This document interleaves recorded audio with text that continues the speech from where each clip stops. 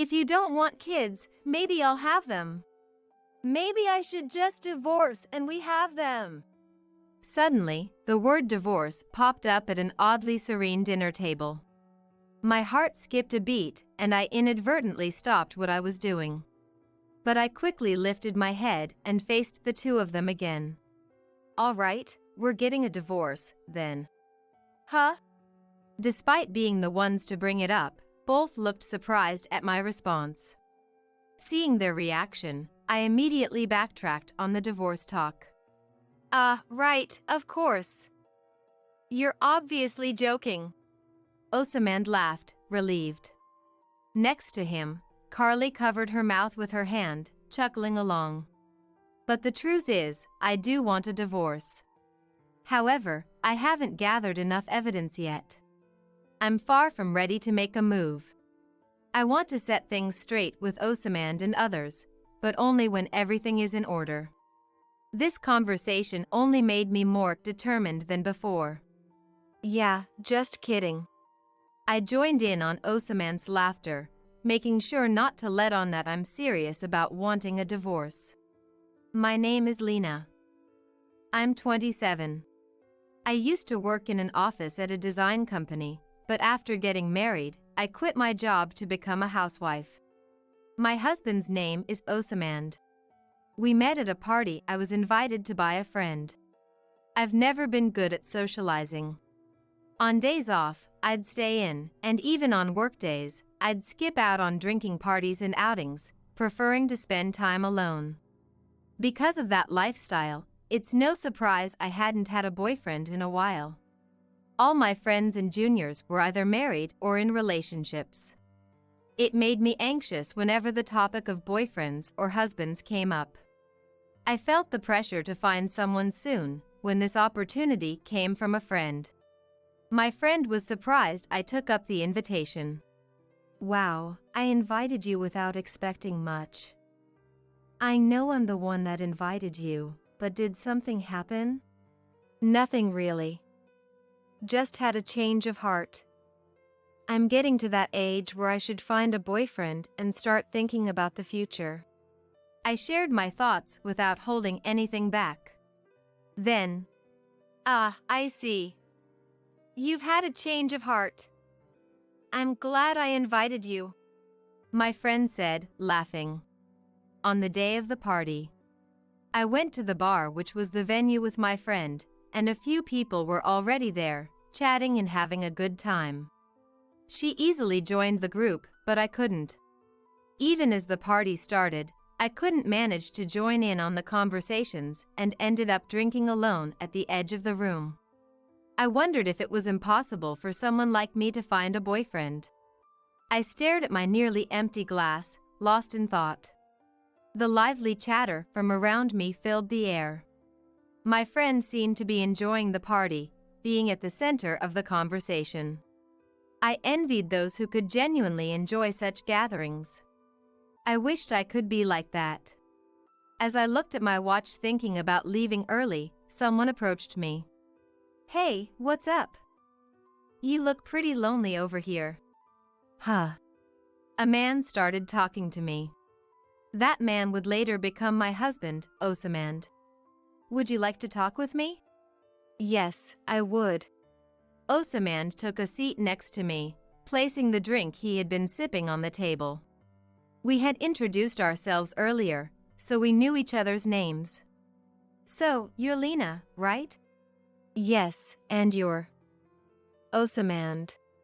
That's right. Thanks for remembering my name. Osamand thanked me, looking genuinely pleased. After that, we didn't join the rest of the group, opting instead to continue our conversation just between the two of us. We started with work, then moved on to hobbies, and even where we lived, the topics varied. Wow, really? Osamand seemed to pick up on my nervousness and made an effort to keep the conversation lively. Before I knew it, I was swept up in his enthusiasm, and my nervousness had vanished. Osamand was having fun talking, and he seemed genuinely interested in listening to me. Eventually, I found myself becoming fond of Osamand. I myself thought I was too easy. But for someone who doesn't usually talk to people, this was enough to make me take notice. After the party ended, we went to a bar to continue drinking, just the two of us. Alone with me, Osaman's demeanor changed completely from before, becoming more composed. Perhaps he had been playing up to the atmosphere before. Yet, his willingness to listen to me remained unchanged. Seeing this side of Osaman made my feelings for him grow. Today was fun. Thank you. Thank you as well. We hit it off so well that we exchanged our numbers and agreed to meet again. After that, we started seeing each other frequently. Could things really go this smoothly?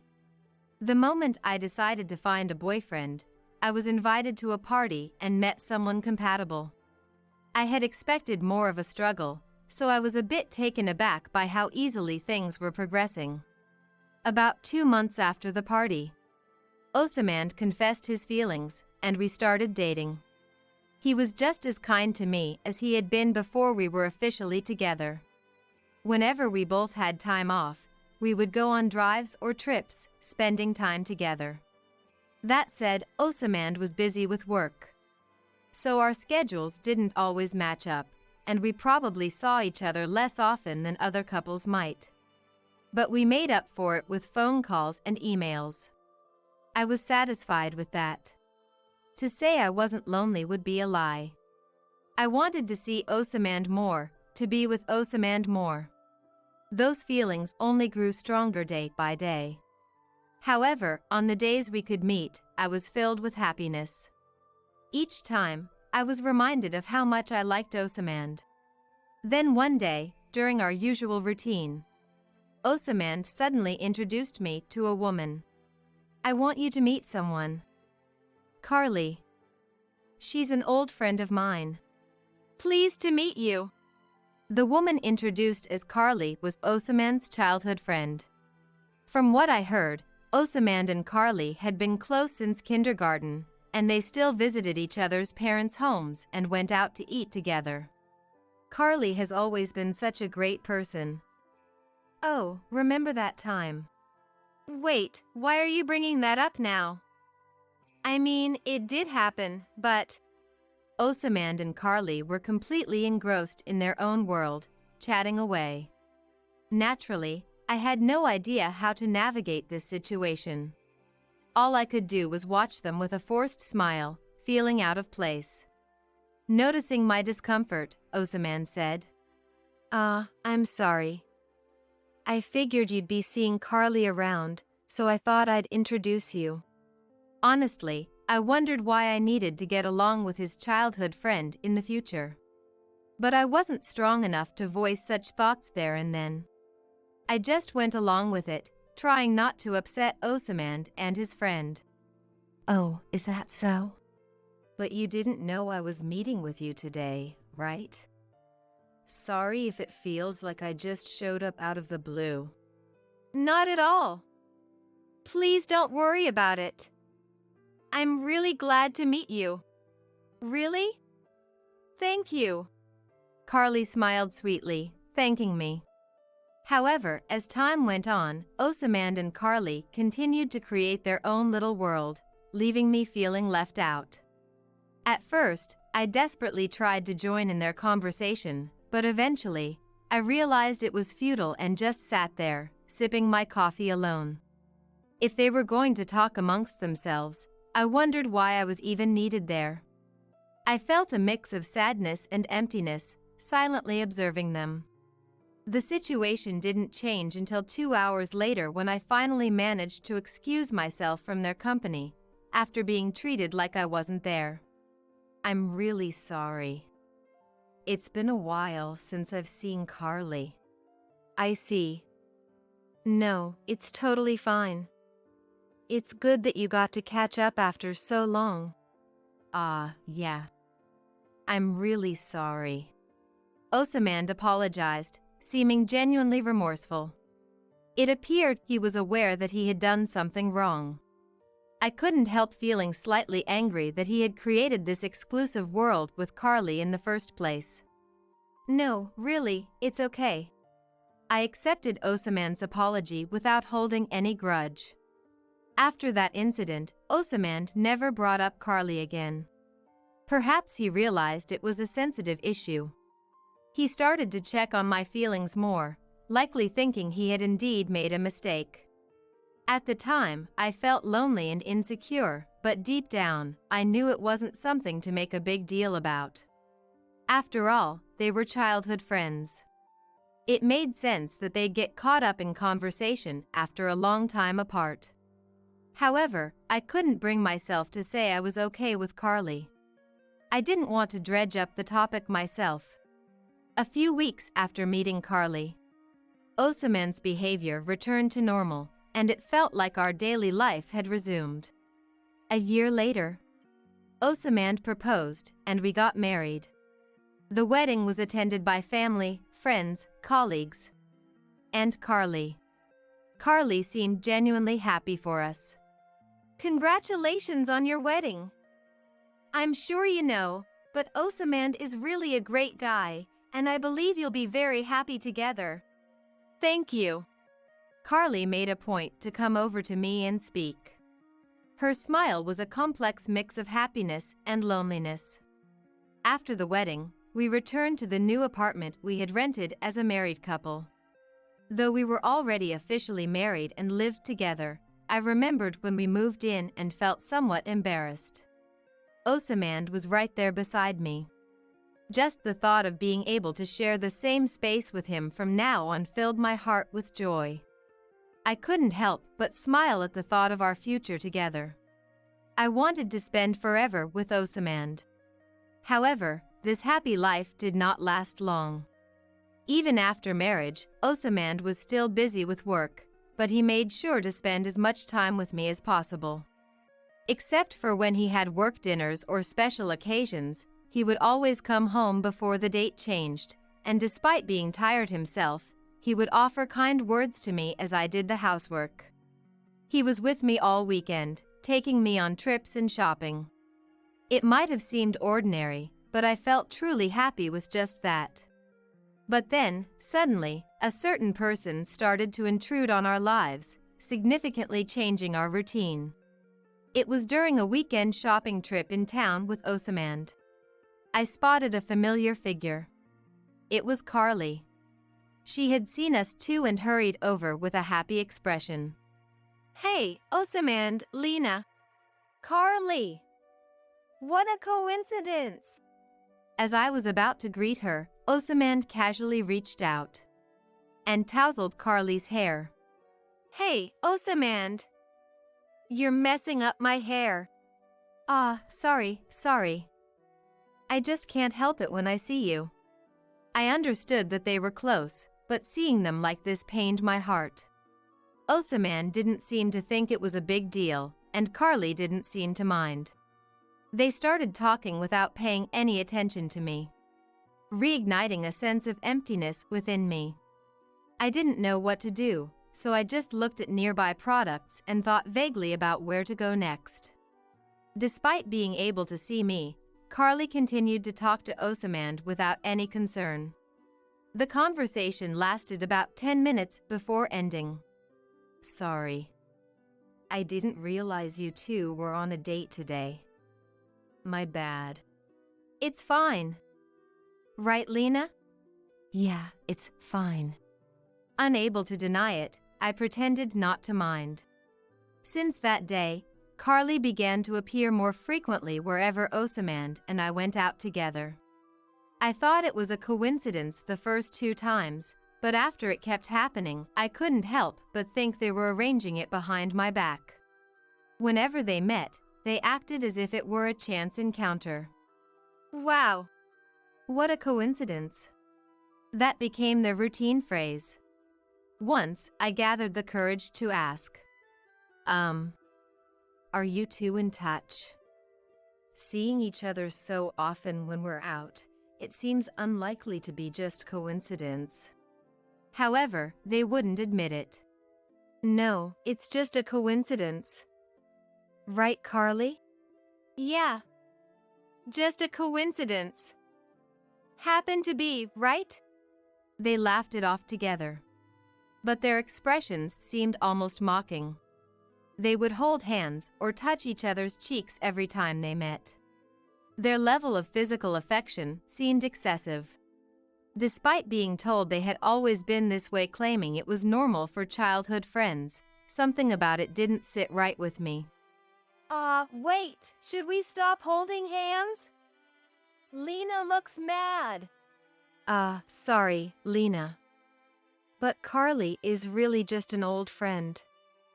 There's absolutely nothing weird between us, so don't worry, okay? Hey, what's that supposed to mean? Well, it's not like I like you or anything. After Carly's comment, Osamand cheerfully placed his hand on her head again. Despite my anger, Osamand continued his physical affection with Carly. Carly didn't seem to mind at all. Is it normal for childhood friends to be this close? Watching Osamand and Carly, my distrust grew day by day. After several similar incidents, I mustered up the courage to speak to Osamand. Osamand. What's up? Osamand looked at me with his usual kind smile. About Carly. I know she's your childhood friend, and I understand you're close, but could you maybe reduce the physical affection a bit? Reduce it! Yeah, since we're married. Osamand's face turned serious for a moment before he relaxed again. That brief serious expression scared me, making me regret bringing it up. Sorry. Was it bothering you? A little. Normally, Osamand would laugh it off and agree. But he was different that day. But you know, Carly and I are just childhood friends, right? There's really nothing to worry about. What does that mean? Just don't think too much about it. Consider it part of our communication. Okay. With a troubled smile, he walked away from me. Seeing this, I couldn't help but feel anxious, regretting my question and wondering if I had made an unreasonable request or upset Osamand. At the same time, I questioned if I was wrong. As his wife, I wanted him to limit his physical contact with Carly, even though they were childhood friends. Nonetheless, life with Osamand continued uneasily. A month after my request, nothing had changed. In fact, it seemed to get worse. Carly started to intrude on our home. She would come over on weekdays and weekends, eat, and then leave, with me preparing everything. Carly would just show up suddenly, spending time talking to Osamand on the sofa. Even when I asked for help with carrying things. You can handle that much on your own, right? Yeah. She would dismiss my request.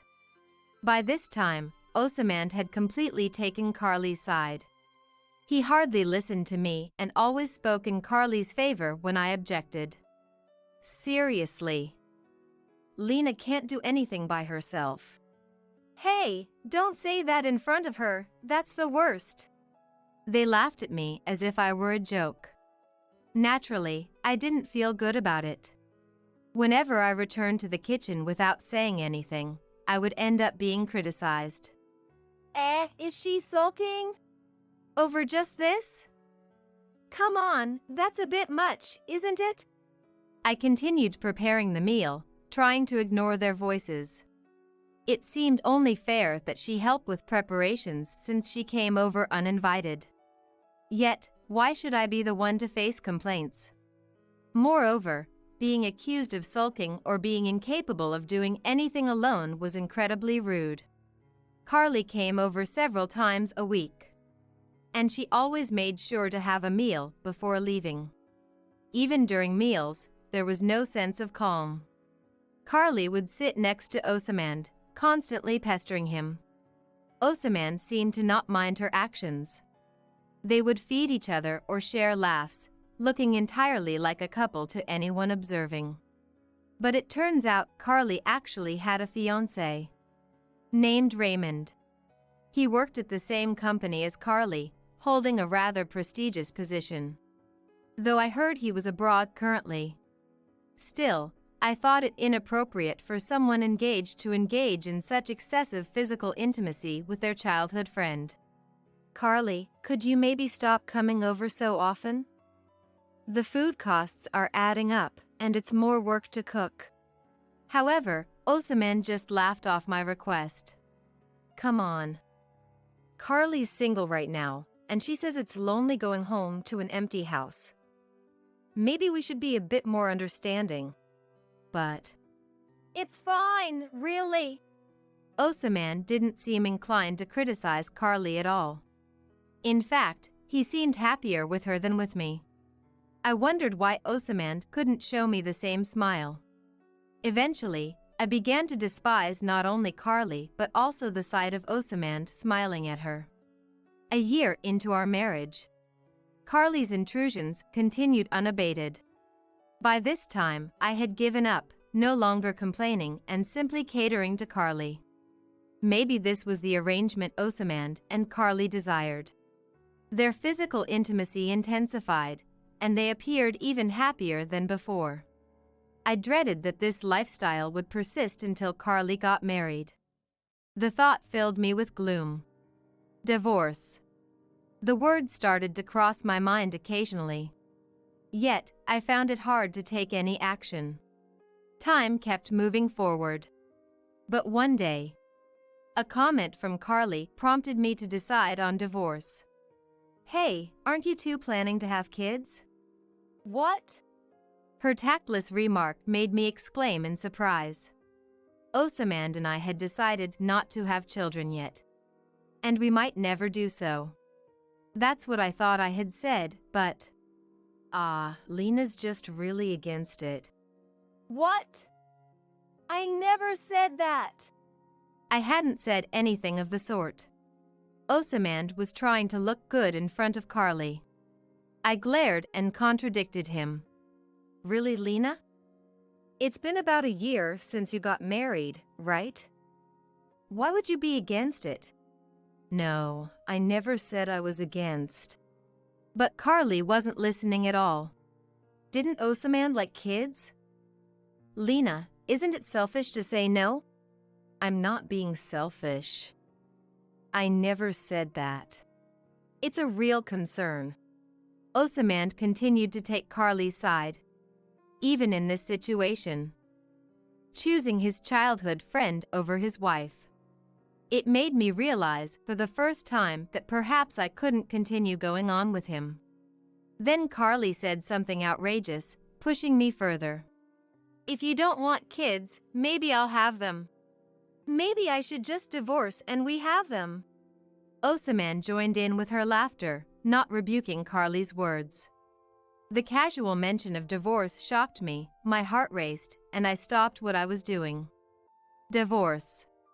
There are jokes that can be made and ones that shouldn't be. The inability to distinguish between the two was exasperating. However, I quickly faced them again. All right, we're getting a divorce, then. Huh? They were surprised, even though they brought it up. I quickly corrected the notion of divorce. Just kidding.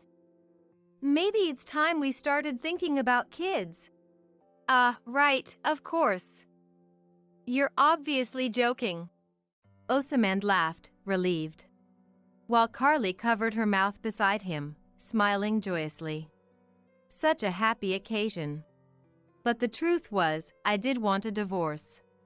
Despite joking about it, I couldn't shake the thought. I'll really get a divorce. Annoyingly, Carly's remark made me decide to divorce Osaman. Yet, it was too early to act. Yeah, just kidding. While formulating a plan in my head, I responded to Osaman. From observing Osaman and Carly up close, I suspected they might be having an affair. If that was the case, my options were limited. After much thought, I decided to hire a detective to gather evidence of the affair. I also tried to sneak a peek at Osaman's mobile phone to gather evidence myself. If they weren't cheating, I'd think of something else. But there was no need. When I checked Osaman's unlocked phone, there was an abundance of exchanges with Carly. The content was damning. From sweet conversations akin to those of lovers to suggestive messages and photos from hotel visits. There was more than enough to call it evidence. Considering Osaman didn't lock his phone, he seemed utterly careless.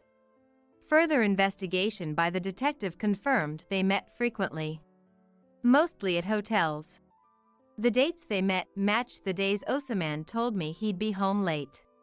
He had lied about overtime and drinking parties to meet Carly.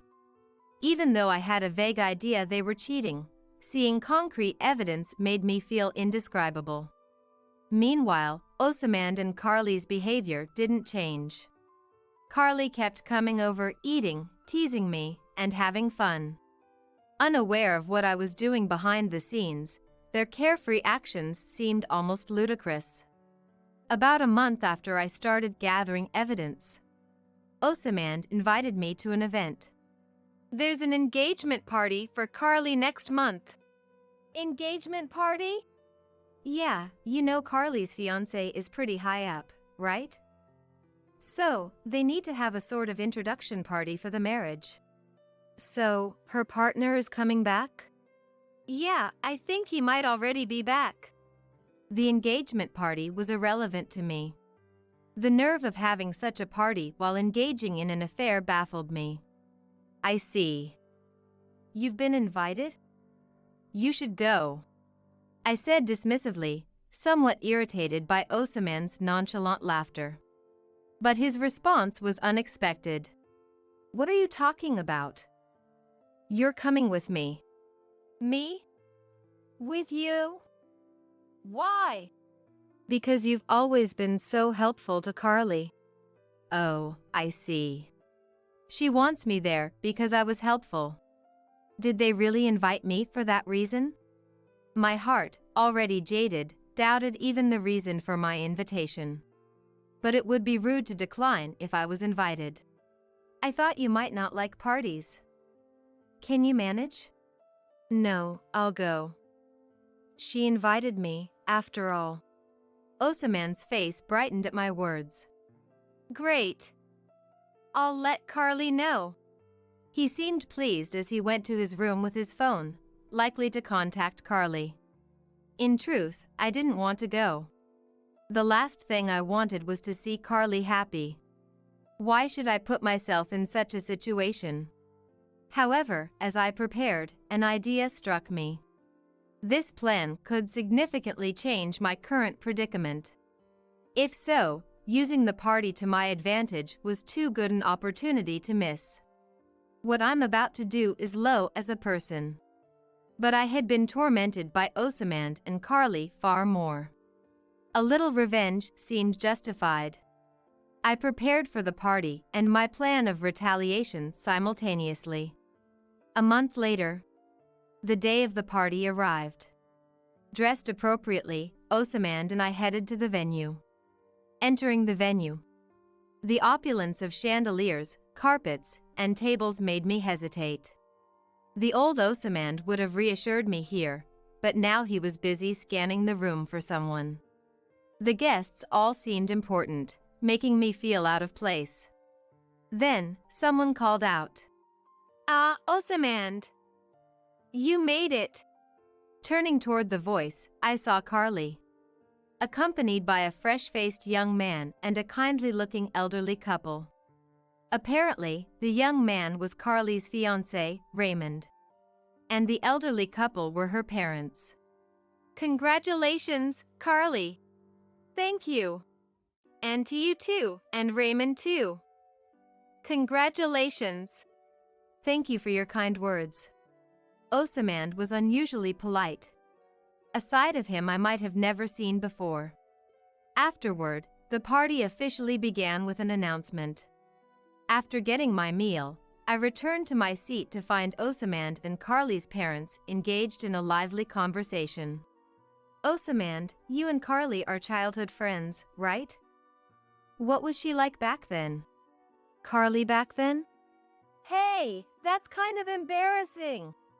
Osaman, unfazed by Carly's embarrassment, shared stories of her past. She liked catching bugs and racing. We used to play tag a lot. You're really going to tell that story? Carly squirmed, visibly embarrassed, but not entirely displeased. You two really are close. Watching you, it's like you're real siblings. I knew it was impolite, but I couldn't let myself be swept along if I wanted to execute my plan. I apologized internally as I interjected. Osaman seemed surprised by my interruption. Eyes wide. Really? What's it like when Carly is with Osamand? They're very close. How should I put it? They're like lovers. Hey, Lena! Osaman tried to stop me, but I continued. Carly often comes over for meals. She talks with Osaman the whole time I'm preparing food, looking very happy. During meals, they feed each other, hold hands. They're really close. Hey, what are you? I could feel the atmosphere freeze with my words. Carly's parents and Raymond looked at Osamand and Carly as if they couldn't believe what they were hearing. Feed each other? Yes. Oh, I don't have photos of them feeding each other, but I do have pictures of them looking very close and their exchanges. Would you like to see? Hey! Lena! Before Osamand could stop me, I opened my mobile phone to show the evidence gathered by the detective and myself. Raymond's face paled significantly upon seeing it. Lena!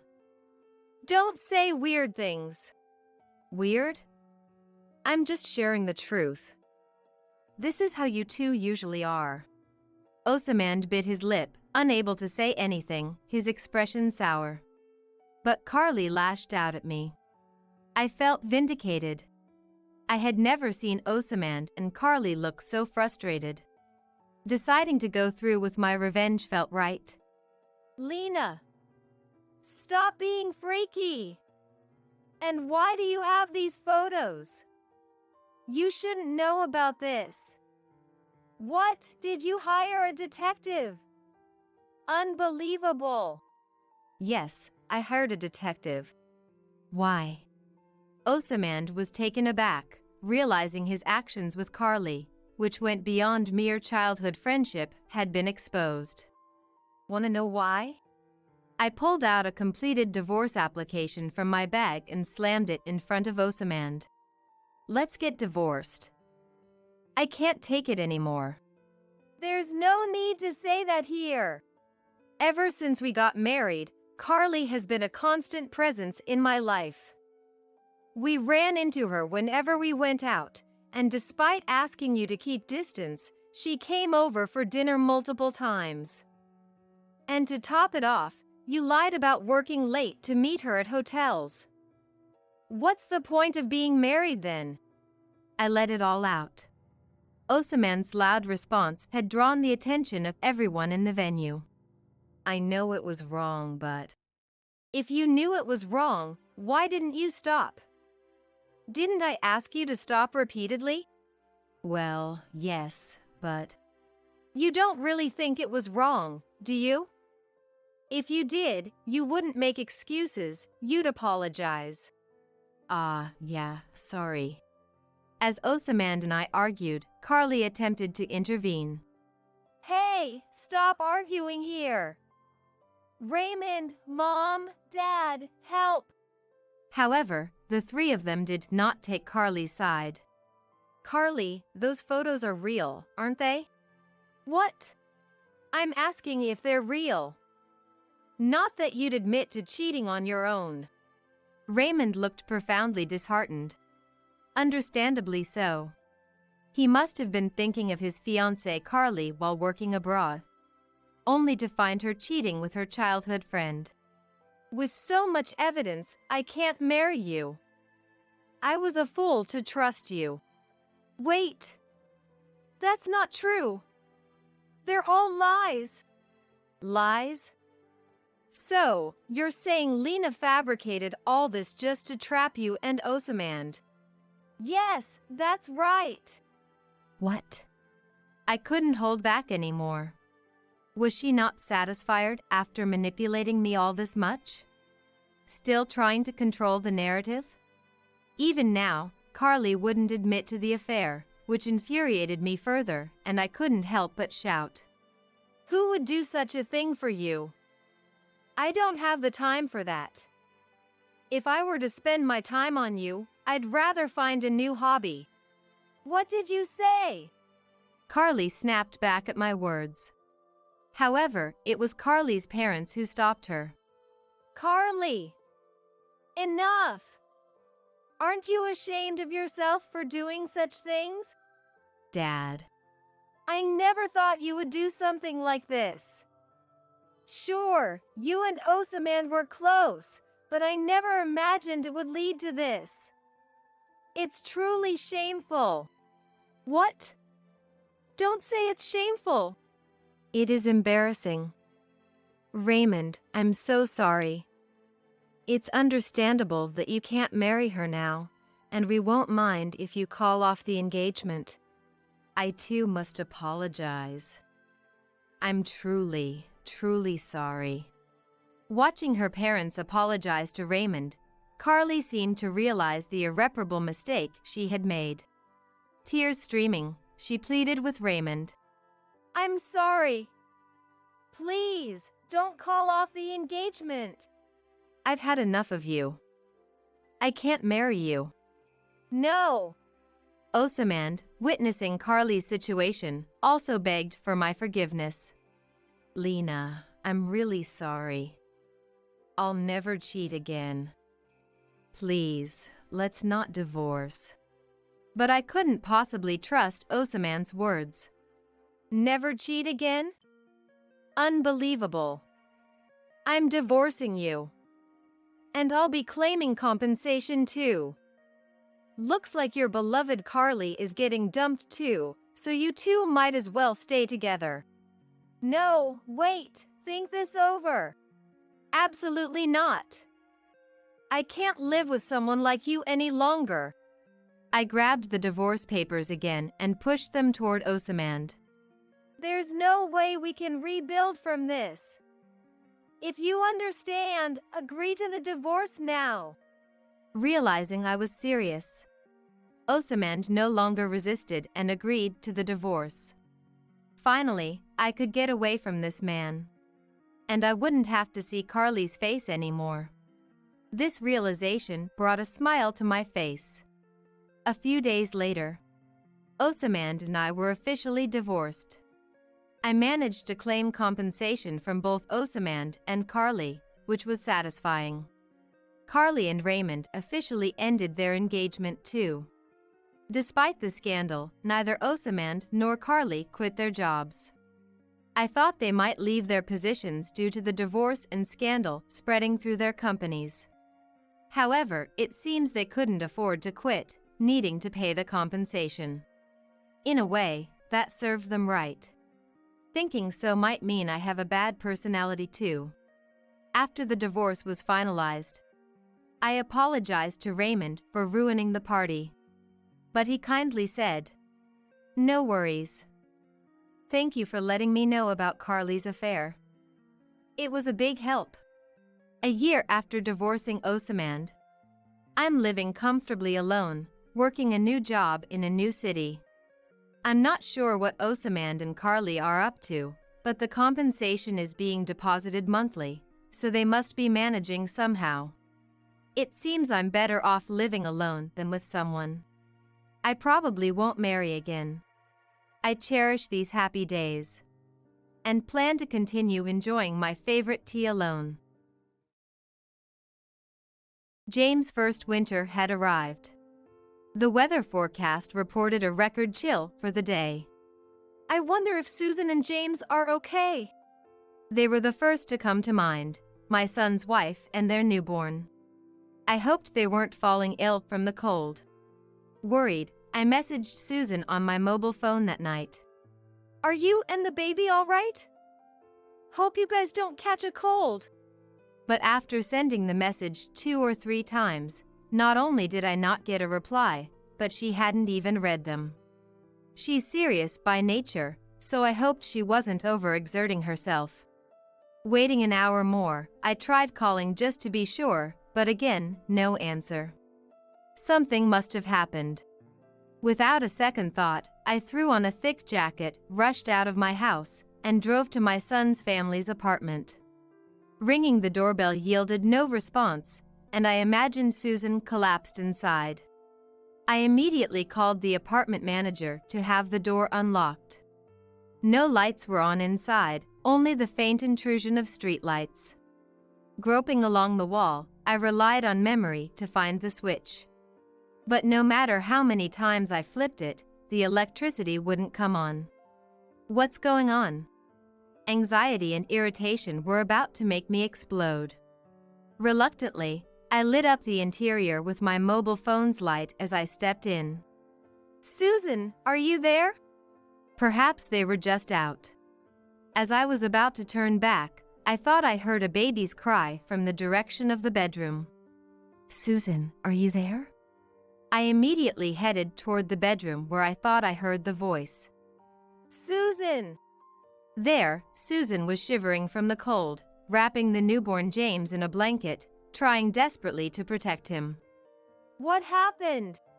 Shining the light, I was shocked to see Susan's long hair, her pride and joy, chopped off nearly to baldness. This is terrible. How could this happen? My name is Elizabeth, and I am 61 years old. I have worked as a hairdresser for many years in my home-based salon. Enjoying leisurely chats with my beloved clients while working has been my greatest joy. The shop was something my husband and I started together. He passed away from cancer at a young age. It was right after our son, John, was born. Yet, I didn't falter and raised John on my own. However, John wouldn't listen to anything I said and started skipping classes in middle school. When he did go, he caused trouble, and I was called to apologize countless times. After graduating middle school, John started going out every day. Was it a feeling of inferiority because he didn't have a father? Or was it my failure as a mother? Unable to find an answer, I was always worried about John's future. So when one day, out of the blue, John said, "I want to be a hairdresser," I wondered if I was dreaming. What brought this on? "Being a hairdresser is cool, you know," John replied with a laugh. Kids do end up following in their parents' footsteps, no matter what they say. Regardless of the reason, I was happy to see my son finally showing interest in his future. John graduated from beauty school smoothly and began working as an assistant at the shop where the beauty school graduate owned. Susan, who would later become his wife, was also working there, and it seems John was smitten with her at first sight. After a vigorous courtship, they decided to get married. John introduced me to Susan with a confident expression. "I've decided to marry Susan." "Nice to meet you, I'm Susan." "You're a hairdresser too, right?" "I look forward to learning from you." Susan was a beautiful woman with a bright smile and long hair that suited her perfectly. "I hope we get along well." I liked Susan the moment I saw her. One day, a year after their marriage, John said he wanted to start his own shop. Though he hadn't been an assistant for long, John seemed to have gained confidence as a hairdresser. "I want to have my own shop and compete on my own skills as a hairdresser." Honestly, I was a bit anxious. I knew from years of experience that it's not easy for a newcomer to start their own business in this field. But I couldn't ignore John's serious ambition. "How much money do you have?" When I asked, John showed me his bank account with a slightly troubled expression and a sigh. Though his income as an assistant came in every month, he was spending just as much. This wouldn't get him anywhere near the financial stability needed for independence. Most of John's hard-earned income was squandered on frivolities. Perhaps I should have advised him to give up then, but instead, I smiled and acquiesced. "Don't worry about the money. Maybe I was trying to make up for the loneliness of not having a father around all these years. Truth be told, I hadn't touched the life insurance money left by my late husband. For John's sake, I'm sure you will understand. As I gazed at the photo of my late husband, I spoke to him in my heart. Since Linda, who is well versed in real estate, was among the guests, I decided to consult her. I think that place would be good for you. It was a property that had been used as a hair salon until 6 months ago, but the owner, being elderly, had apparently closed the shop. The location isn't bad, so it might just be perfect for your son's startup. Furthermore, when it came time to start the renovation work, thanks to the help of other guests, the construction went smoothly. And the opening of the shop came in no time. I never thought you would become independent in such a short period. You better thank everyone. You can't do anything on your own, after all. I know that. I'm grateful to you, Mom. After that, I entrusted John with the bank account containing the remainder of my husband's estate. The purchase and renovation costs of the property turned out to be unexpectedly low, so more than half of my husband's estate was still left. This is a gift from Dad to you. Use it carefully for business expenses. Don't ever waste it. Yeah. I'm not a kid, I know without being told every time. John chuckled, somewhat annoyed. Elizabeth, please rest assured. I'll keep a strict eye on John to make sure he doesn't use it for anything strange. I couldn't help but laugh at Susan's words. Regardless of John, having the reliable Susan helping out, I thought optimistically that I didn't need to say any more. I decided to watch over their business from afar. However, I soon realized that my thinking had been too naive. Susan, after finishing her work, would occasionally visit my shop to update me on their progress, and each time, her expression grew darker and more troubled. 3 months after my son's independent start, John is not focusing on his work, and it's causing problems. John? Why? At the beginning of the shop, John was also enthusiastic. He was full of spirit, and with his skills, the business was sure to prosper. But after a month, his smile disappeared, and he began to treat the customers coldly. This continued for 3 months, and the shop's reputation gradually worsened. Eventually, customers stopped coming. Hearing Susan's report, I was incredulous. John had been the one who wanted to have his own shop. He had been so eager before the opening. What could have happened in such a short time? It seems John thought that being skilled as a barber would be enough, and customer service wouldn't matter. But running a shop isn't like that, Susan said, sighing. Indeed, as Susan said, running a shop isn't just about being a good barber. Being in the service industry, customer service greatly affects the business. It seemed John lacked this basic understanding. So, what's John doing now? It seems the lack of customers is making him irritable. He's been drinking from the daytime. This doesn't allow him to focus on work, and even less so, attracting customers. For now, when customers do come, I handle them, but if the shop's reputation continues to fall, it will only get tougher. Susan looked like she was about to cry, but I felt the same way. I understand.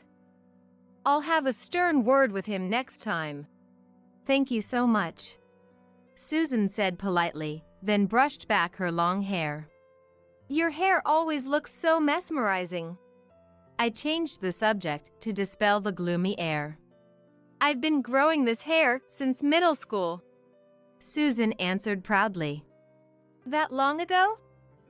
Do you have a particular reason? Do you know about hair donation? Susan looked at me intently. Hair donation. I've heard of it, but I don't know much about it. Susan's eyes sparkled as she responded. It's about making wigs from real hair for children who have lost their hair due to congenital conditions, illness, or accidents. My goal is to grow my hair to donate to organizations involved in this activity. Don't you think it's wonderful to be able to help someone? I once read a magazine feature about an actress who was growing her hair for hair donation. And so I thought, maybe I could do it too. Susan, you're still young, but that's very admirable. I was overwhelmed by Susan's passion, and it deeply moved me. 6 months passed by since John and Susan got married, and that was when Susan became pregnant. Susan is serious by nature, and if I'm not careful, she tends to overdo things. Susan, this is the most crucial time. Don't overdo it. I repeatedly advised her. Every time, Susan would smile lightly and respond, "Don't worry. I'm doing my best within limits, consulting with the baby in my belly." But from what I could see, she hardly ever took a rest. Ultimately, Susan continued to work in the shop to support the household until just before her due date, but John's attitude, the father of the child, had worsened more than ever. What on earth was he thinking? Each time I received an update from Susan, I was reminded of my inadequacy as a mother. One day, after finishing work early, I went to see how my son and his wife's hair salon was doing and happened to meet John, who was just about to go out. "Where are you going?" Out for a drink. No customers are coming today anyway, John said, without any sign of hurry, laughing off his circumstances. The lack of customers had become a norm for John, and he no longer showed any effort to improve the situation. You're about to become a father, you know? Even when I criticized him, John, as if he couldn't be bothered, waved his hand as if shooing away an insect and mounted his motorcycle. We're not done talking. Think about Susan for once. Yeah. I'll do that when I feel like it. With a laugh, John started his motorcycle and sped off, cutting off my words. Upon entering the shop, I found Susan cleaning the floor. Today, we managed to have one customer come in, Susan said, smiling brightly, but her face looked more haggard than one would expect of a pregnant woman. "Are you eating properly? Make sure you're getting enough nutrition." "Don't worry, Elizabeth. It's not for you, Susan. It's for the baby in your belly." I spoke a bit harshly, but I deliberately used a strong tone. Susan seemed to understand my real intention and responded with teary eyes. "Thank you. What's the use if the crucial father isn't there to support her at such a time?" I wanted to scream at John, who wasn't there, from the bottom of my heart. According to Susan, the shop's management was far from smooth. Yet, John was out every night, spending money without any limits.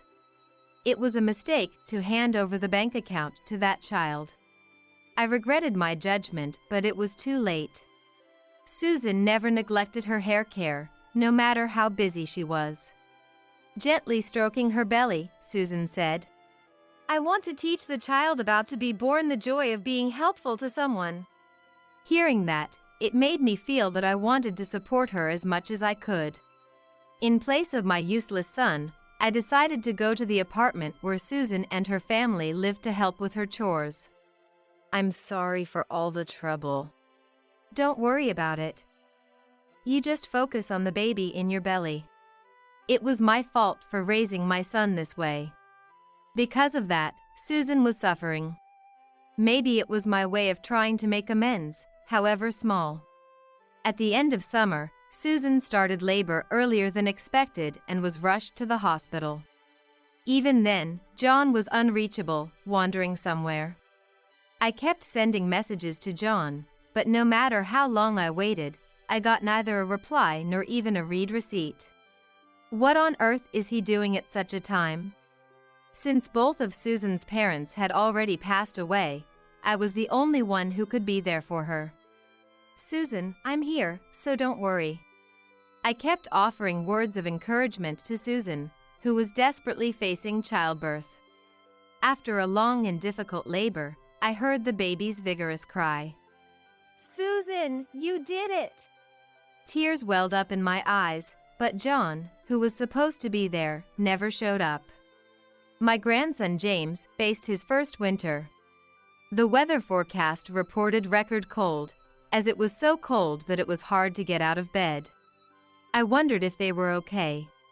The first thing that came to mind was Susan and the newly born James. I hoped neither of them had fallen ill due to the cold. Worried, I sent Susan a message on my mobile phone that night. Are you and the baby all right? Hope you guys don't catch a cold. But after sending the message 2 or 3 times, there was no reply, not even a read. I worried that Susan might have fallen ill and become unable to move. I hoped her serious nature hadn't led her to overdo it. After waiting another hour, I called just to be sure, but the result was the same. Something must have happened. Without a second thought, I put on a thick jacket and rushed out of my home, driving to the apartment where my son's family lived.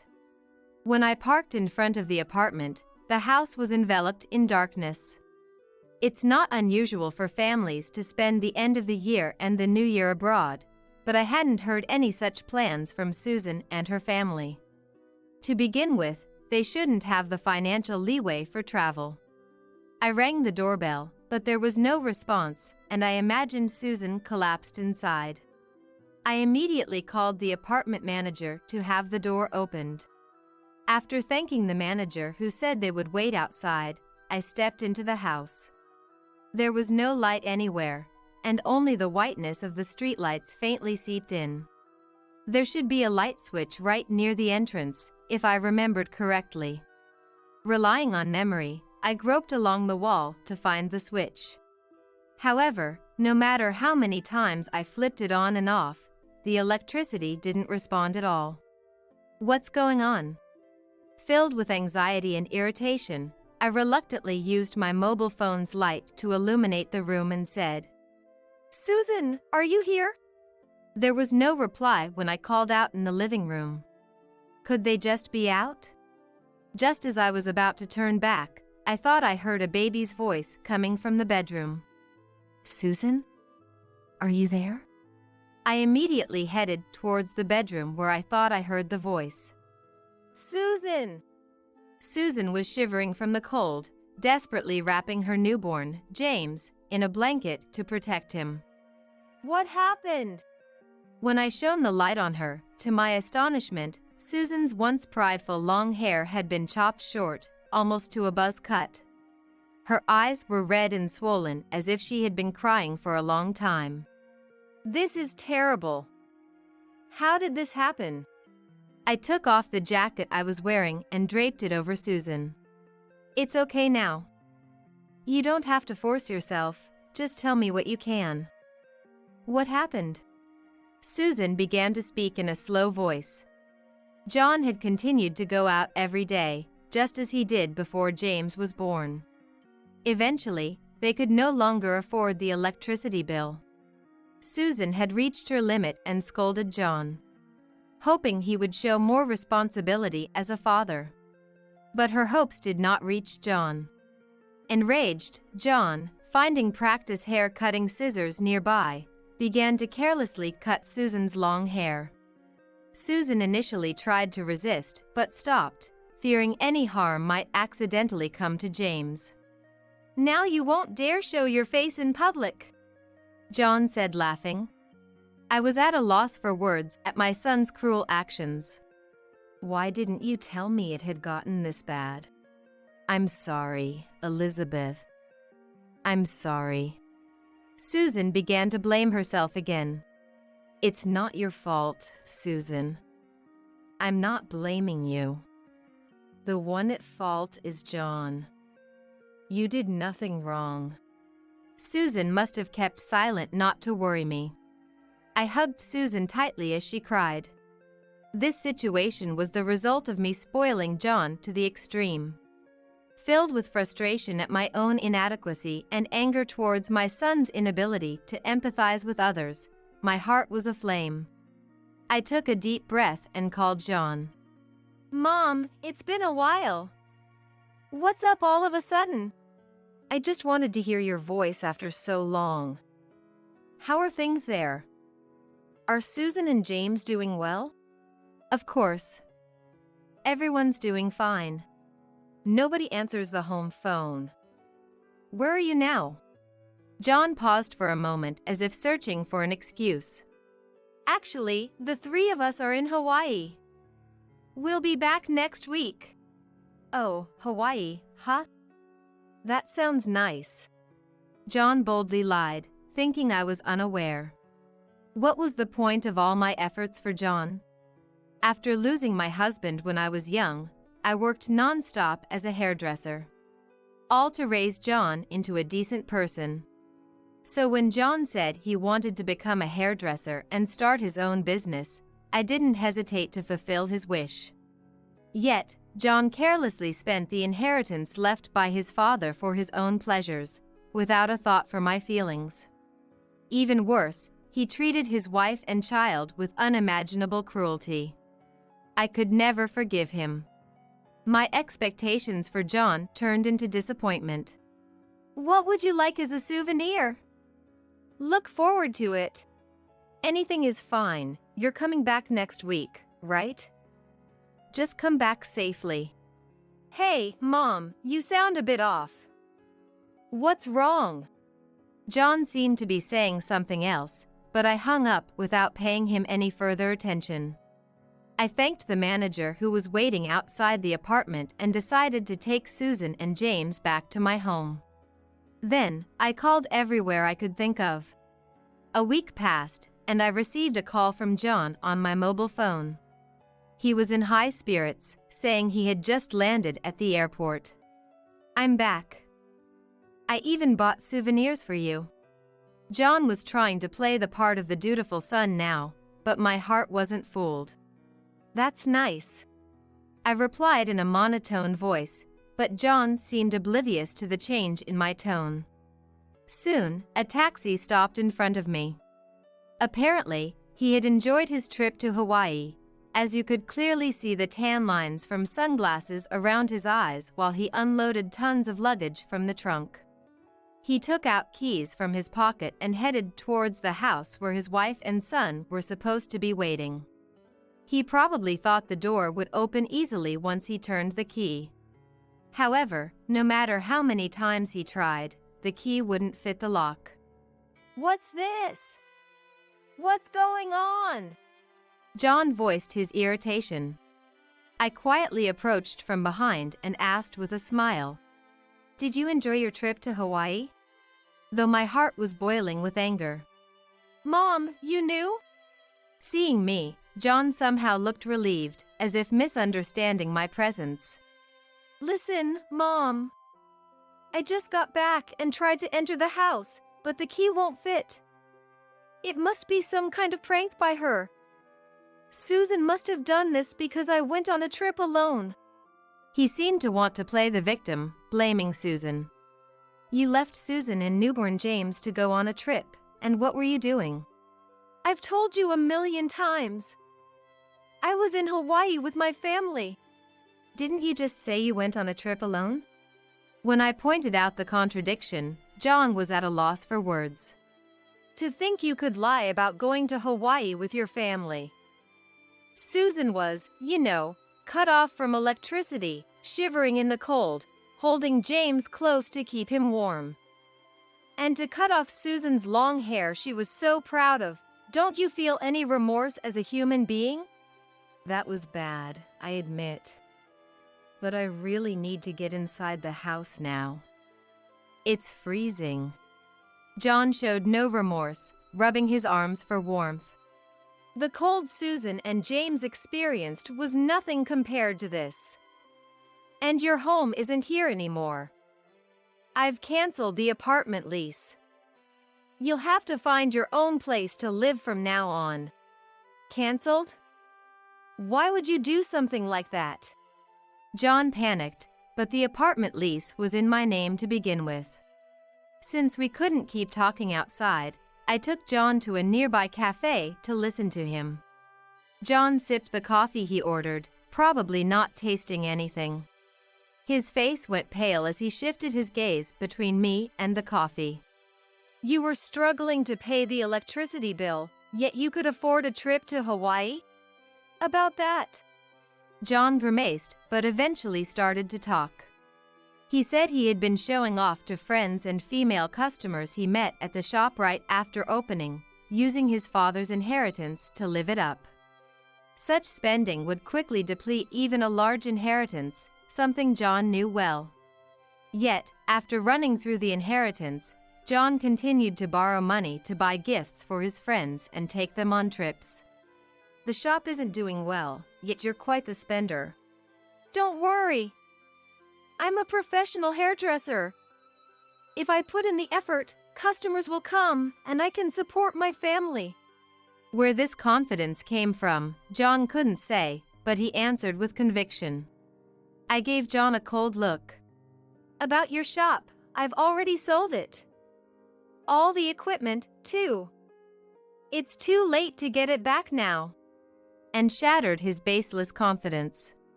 You're lying, right? Why would you do something like that? John slammed the table, his face turning red. Oh, you were planning to continue with the shop? I thought you had abandoned it since you left everything to Susan. Besides, I bought the building and the land for the shop, and it's in my name. You have no right to complain now. So, my going out was all for attracting customers. I had it all planned out. John looked like a child about to cry because he couldn't get the toy he wanted. If you're so confident in your skills, you'll bounce back quickly. I coldly pushed my son away, leaving only the money for the coffee on the table before exiting the cafe. A month passed.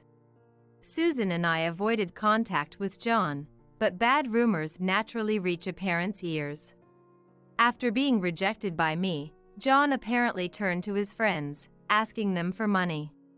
But those friends had originally gathered around John for his money.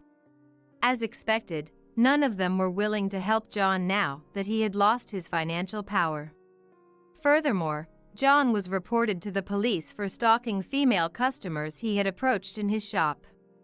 Although he got off with just a stern warning from the police, he was thoroughly reminded of the value of personal connections. John then completely vanished from our lives. He's probably living alone and in fear of debt collectors by now. Everything that happened to him was all caused by him and no one else. My anger towards John isn't just about his reckless spending. What's unforgivable is how he neglected Susan and James, pushing them into a difficult life. And for cutting off Susan's long hair, which she had grown out and cared for over many years, for selfish reasons. That foolish act might have robbed unknown children of a brighter future, who would have eagerly awaited Susan's hair. As someone who also works with hair, John's actions are inexcusable. John will need a long time to understand the pain Susan has endured. Susan herself doesn't speak of her emotional pain, but it's clear she's hurt. She seems to keep her feelings to herself, not wanting to worry me. Wanting to help somehow, I asked my fellow hairdressers to make a wig especially for Susan. It won't make up for my son's mistakes, but please use this. Thank you, Elizabeth. Susan smiled and thanked me, but tears were rolling down her cheeks. Using my back pain as an excuse, I asked Susan to help out in the shop. Susan threw herself into work, as if trying to forget her emotional scars. When customers spoke to James, he would burst out laughing. Now, there are customers who visit the shop just to see James. Susan, gradually regaining her physical and emotional strength, has started to take steps towards divorcing John. The presence of Susan and James brightens and enlivens the shop. Drawn by Susan's cheerful atmosphere, many women, also raising children, started coming to the shop as customers. All right, Let's work hard and do our best. Today, like any other day, the shop is filled with smiles. In the corner of the shop, James is sleeping soundly, making cute little snores. No employee by that name works here, I'm afraid. I realized my husband Cody left something behind when he went on a business trip, so I called his office and told his name. To my surprise, they said no such person worked there. What could this mean? Suspicious, I started rummaging through Cody's belongings in his room. Then, from his luggage, I found something shocking, something unbelievable. When I found this astonishing truth, I decided to revenge. My name is Rachel Thunderbolt. This year marks my 3rd year of marriage to Cody. Since I was the only daughter, Cody became an adopted son-in-law of the Thunderbolt family to carry on our name, and his last name became Thunderbolt too. He gladly accepted to take on my family's name. We had a blissful marriage, usually busy with our jobs, but we promised to have a baby someday. I could never have predicted our happy life would come to such a sudden end. It all started on the day Cody left for his business trip. While cleaning his room, I found a large envelope. It looked like important documents for his trip. Oh no! I tried calling Cody, but his cell phone was off and I couldn't reach him. Maybe he was on a plane or on Amtrak train, going through the tunnel. Thinking it urgent, I called his company next. Hello, this is Seven Forest Corporation. I'm Cody Thunderbolt's wife. He forgot something important and I need to contact him right away. Cody Thunderbolt. Please hold for a moment. The man on the phone, presumably Cody's colleague, sounded perplexed. Soon, the call was put on hold, and music began to play. After being on hold for about 3 minutes, the same man returned with an odd word. I'm sorry, but we don't have an employee named Cody Thunderbolt. Are you sure you have the right company? What? But you are Seven Forest Corporation, right? Yes, that's correct, but I was certain it was Cody's workplace. I double-checked the phone number, and it wasn't a common company name. Despite repeatedly confirming the company name and address, they kept insisting they had no employee by that name. All right, thank you. Sorry to bother you. I hung up the phone, utterly confused, but one thing was certain. Cody was lying about something. With a mix of confusion and a desire to find some clue, I searched his room again. And there, in his bag, I found an employee ID card for Seven Forest Corporation. It had his photo on it. He definitely worked there, no doubt about it. But the name written here. It said Cody Harris, a completely different last name. Confused and dizzy, I squatted down. I took a deep breath to calm my mind. Cody had a big secret. Convinced of this, I couldn't just sit still. I went straight to a private investigator to look into his background. Cody's business trip, if his words were right, was for a week. The investigator was skilled, and I got the report before Cody returned. But the content was shocking. To put it bluntly, Rachel Thunderbolt, you're single. What? I don't understand what you mean. Cody has another family. Does that mean he's cheating on me? Well, it's more like you're the other woman. What? According to the investigator, there was no marriage record between me and Cody. He had another family, with whom he was legally married, so they were his real wife and children. Was I not married? What does this mean? It was a shockingly unbelievable fact. After receiving the report from the investigator, I couldn't say anything and rode the bus home, absent-minded. We'll need quite a bit of money for a wedding, huh? I can't afford it right now, but one day we'll definitely have one. I'll work harder so we can also go on a honeymoon. 3 years ago, Cody said that with a refreshing smile and promised. It's okay if we don't have a wedding. I'm happy as is. I smiled and said that. His parents had passed away, leaving him all alone, so we only reported our marriage to my parents. Since I was the only daughter, he took the initiative to take on the Thunderbolt name. Of course, My parents were delighted with this. We signed the marriage application, but around that time, I got busy at work and couldn't find time to go to the city office with him. Rachel, you're busy, right? I'll submit it when the time is right. So, I entrusted him with the application, assuming he had submitted it. But in reality, he never did, and so Cody and I were just strangers. We both had different jobs and social insurance, and we kept our finances separate. So, something that should have been apparent from tax documents or something went completely unnoticed. Cody must have known and done it on purpose. I believed we were married and lived as such. Thinking about it made me feel a deep anger rising within me. A week passed, and it was the day Cody returned home. I left work early to wait for him. Cody, we need to talk. As soon as he entered the living room with the carry-on bag he used for his trip, I talked to him. What? I have souvenirs, you know, he said nonchalantly. Seeing that just made me angrier. Your real name is Cody Harris, isn't it? What? I confronted Cody with the employee ID card I found in his room, and he looked shaken for a moment.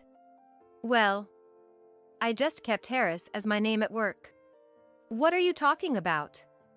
When we met, you called yourself Cody Smith. Did I? I don't remember.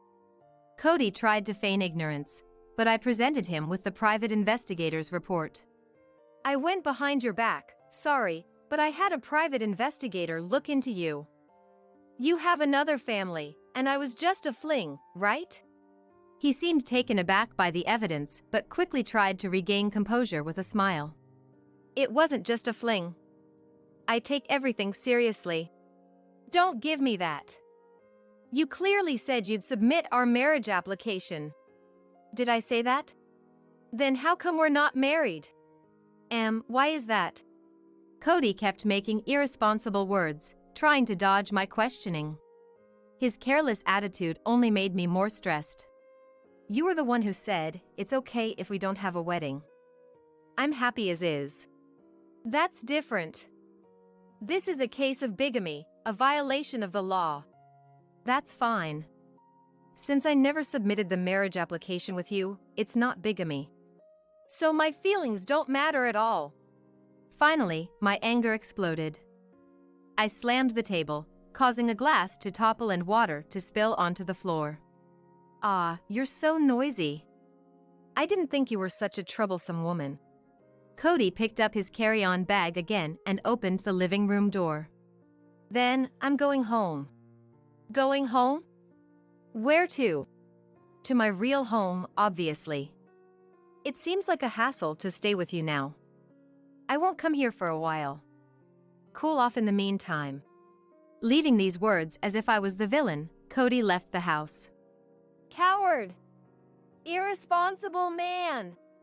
I threw a tissue box, but the front door closed mercilessly, and Cody never came back after that. I won't let this go. Didn't he realize in these 3 years that I'm not a woman who would just let things slide? I decided to make Cody pay for this. The next day, I called Misty Harris, Cody's legal wife, whose number was in the investigator's report. A woman answered, and I could hear a boy's voice in the background. Hello, are you Misty Harris, Cody's wife? Yes, I am. My name is Rachel Thunderbolt. I've been, well acquainted with Cody. Unsure how to start, my words trailed off, and Misty sounded very puzzled. I briefly explained the situation and arranged to meet her in person soon. At a coffee shop, as soon as we met, Misty glared at me with disdain. You have the nerve to show up after messing with someone else's husband. Wait, please. I'm a victim too. I showed her the investigator's report and explained everything in detail. I still can't believe I was the other woman. Cody doing such a thing.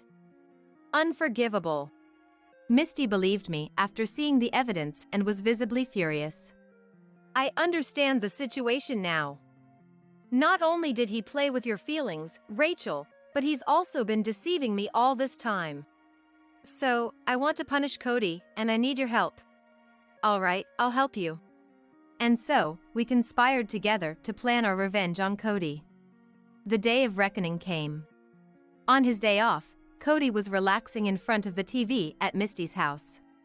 Their elementary school-aged child was out with friends, so seizing the moment, I stormed into the house. "Your other wife has graciously come to visit," Misty announced, leading me to the living room. Cody, who had been lounging, sprang up in shock at the sight of me. "Geez! Rachel!" "Long time no see, Cody." "What? Why? How?" Cody, in confusion, pointed alternately between us. "What's this? When did you two meet?" "Misty and I have become very close friends." "Huh." At that moment, the doorbell rang, and Misty's parents, along with Cody's, arrived, looking furious. Cody, who was lounging around in sweatpants, straightened up quickly. What? What brings everyone here together?" He was completely intimidated by their devilish expressions. "Rachel, did you set this up?" "I got Misty's help too." "So, Cody, you have no allies here." By yesterday, Misty had already told her parents that Cody was cheating. I had managed to get the contact details of Cody's parents, who were actually alive, and sent them a registered letter with the investigator's report and a summary of everything that had happened. And I called them here for Cody's punishment. "What are you doing? What's your aim with all this? First, you have something you need to do, right? You know what it is?" You want money?" "No. You should start with an apology." Pressed by my stern words, Cody looked pleadingly at Misty, who just stared back expressionlessly. "We'll demand compensation after you've done what you should. Right, Cody?" Misty and I towered over Cody, who had squatted down in exhaustion. Both Misty's and Cody's parents surrounded him with stern looks. "Wait, if you two are getting along so well, there's no need to fight, right? Why not keep things as they are, maintain both families?" Even in this situation, Cody tried to escape responsibility. He was just alpha and irresponsible person. "I like both of you. I wanted to maintain good relationships, something like that." His shameless attitude was almost refreshing in its thoroughness. But both sets of parents berated him fiercely. "Are you joking? Don't you feel sorry for Misty and Rachel?" Shouts and tearful voices filled the air, and Cody shrank back, letting out a pathetic whimper. I took a deep breath and spoke calmly. "I understand exactly what you want." "You do? So we can keep things this way, right?" "No way! I'm utterly disappointed. I'm breaking up with you. And I'll be expecting compensation, so make sure you're prepared." "What? No." As I declared my decision to part ways, Misty followed suit. "I'm divorcing you too. Expect to pay compensation and child support. I don't ever want to see your face again. Get out." Cody looked up at me, his eyes tearing, and tried to plead. "Before I say, don't think of coming back to my place. I won't let you in. I'll apologize properly. Let's submit our marriage application this time, right? Let's get married. Don't be ridiculous. I never want to see you again. Goodbye." Cody was disowned by his parents then and there, losing his last refuge. He was ousted from Misty's house by everyone present and stood dazed outside the gate. That was the anticlimactic end of our relationship. Now for the epilogue. Cody, having to pay us compensation and losing everything, stayed at cheap hotels and internet cafes. But after my call to his company about his business trip raised suspicion, his boss confronted him, and his double life was exposed. The whole company found out through the colleague who took the call, so Cody quit his job, fleeing in shame. True to his irresponsible nature, he ran away just because he felt uncomfortable, despite having no money. Eventually, Cody ran out of money and became homeless, as I heard. As for me, I ended my relationship with Cody, but the emotional scars of spending 3 years as the other woman didn't heal easily. I buried myself in work to forget, leading to a life consumed by my job. A male colleague, concerned about me, asked, "Is something wrong?" and we started going out for drinks together. While venting over drinks, I found myself crying, but he just silently supported me. Having lost trust in people, I began to feel that maybe I could trust this man, and we started dating. I'm experiencing a modest happiness now. Someday, I'm sure I'll find true happiness. When I looked at the sender's name on the letter delivered to my mailbox, it was written Violet. Violet! I blurted out without thinking. I hurried back to the living room. Why now? Why did I receive a letter from Violet? There's no use just thinking about it. I carefully opened the letter. There were several writing papers in it. Taking out only the writing paper, I continued reading while imagining a Violet's face. To Mom. It described the circumstances that had led Violet to her current situation. And at the end, these words were written. Please take revenge on my husband Andrew for me. That's my last request. Violet. As I finished reading, a single tear fell onto the table. Feeling a sense of powerless anger, I clenched the letter in my hand. At the same time, I resolved to take revenge in place of Violet. Andrew, you were only pretending to be a good person. It's my fault for not realizing it. So, I'll commend you for deceiving me until now. But that ends here. You made a fatal mistake. For taking away my dear daughter, I'll make you regret it until the end of your life. I bit my lip and reached for my mobile phone. My name is Scarlett. I work as an insurance agent at a major insurance company. After losing my husband early, I worked hard for my daughter Violet. It was often difficult, but thinking of Violet somehow gave me the strength to keep going. Then, about half a year ago, Violet told me she was getting married. Violet's at that age now. Violet had just turned 24. Now that I am 53 years old, I was feeling my age more and more. But there's no time for rest. Marriage is expensive, after all. Violet's wedding is next month. No time to rest. I wanted to help her for the wedding expenses and prepare a celebration. Maybe soon, I would have grandchildren. It was hard, but also incredibly joyful. But misfortunes come in times of happiness. That day, the phone call I received was just the thing. Violet's. The caller was a police officer. With a slightly strained voice, he informed me that Violet had passed away. Stunned, I let my mobile phone slip from my grasp. Her wedding was coming soon, why did Violet?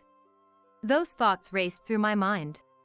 About a week later, I received an unexpected letter from Violet.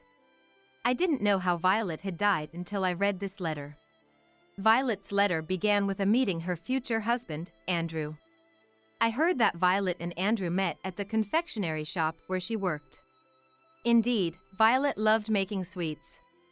Probably because her best friend's family owned a confectionery shop. She got interested after enjoying their delicious treats and started making her own. Putting that aside, Violet went to a local culinary school after high school to study confectionery formally. She seriously learned confectionery skills there, and she got a job at a confectionery chain with several stores in the state. Nice to meet you. I'm Andrew, I'll train you. I've got a bit more experience, but feel free to talk to me. Andrew, a bit older, became Violet's supervisor when she started her job. Turns out, Andrew was the son of the president of the confectionery company that owned the shop where Violet worked. Incidentally, whenever Violet was scolded by other pastry chefs, Andrew quickly defended her. She's new, there's no need to be so harsh.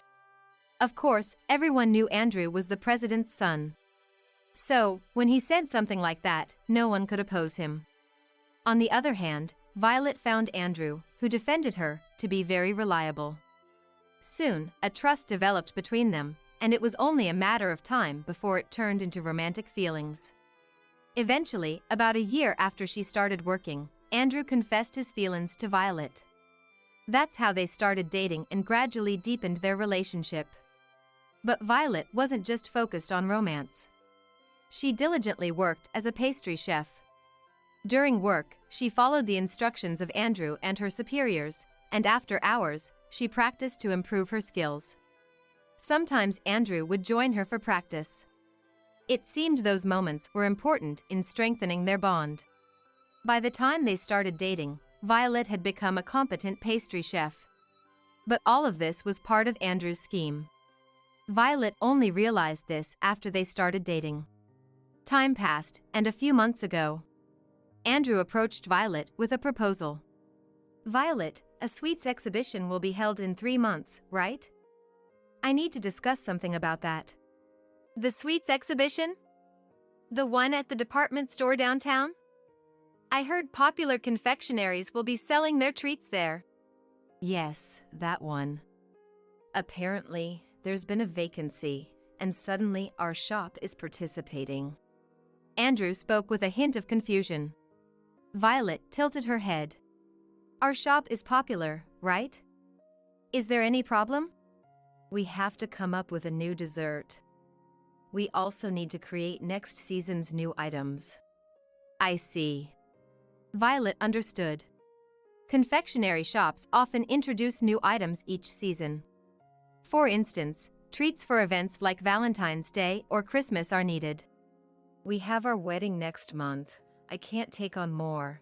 That's why I wanted to hear your ideas, Violet." Andrew clasped his hands together, making a pleading gesture. Violet sighed softly. "Can't be helped. I'll bring my recipe notebook tomorrow." "That would be a great help."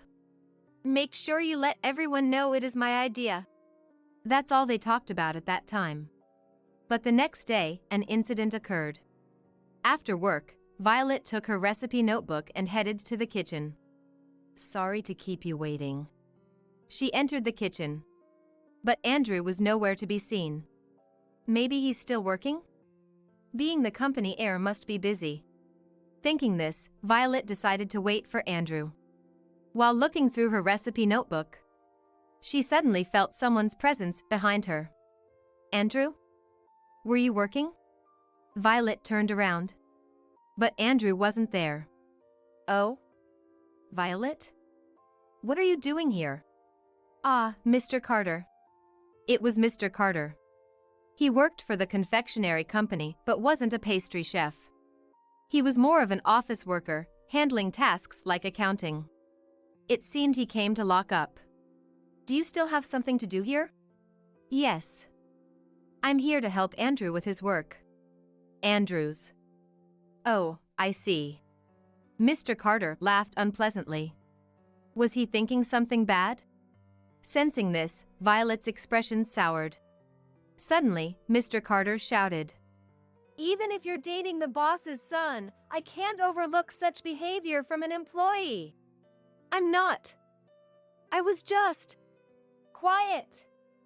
Don't make excuses." Mr. Carter advanced towards her. In a reflex, Violet threw him her recipe notebook.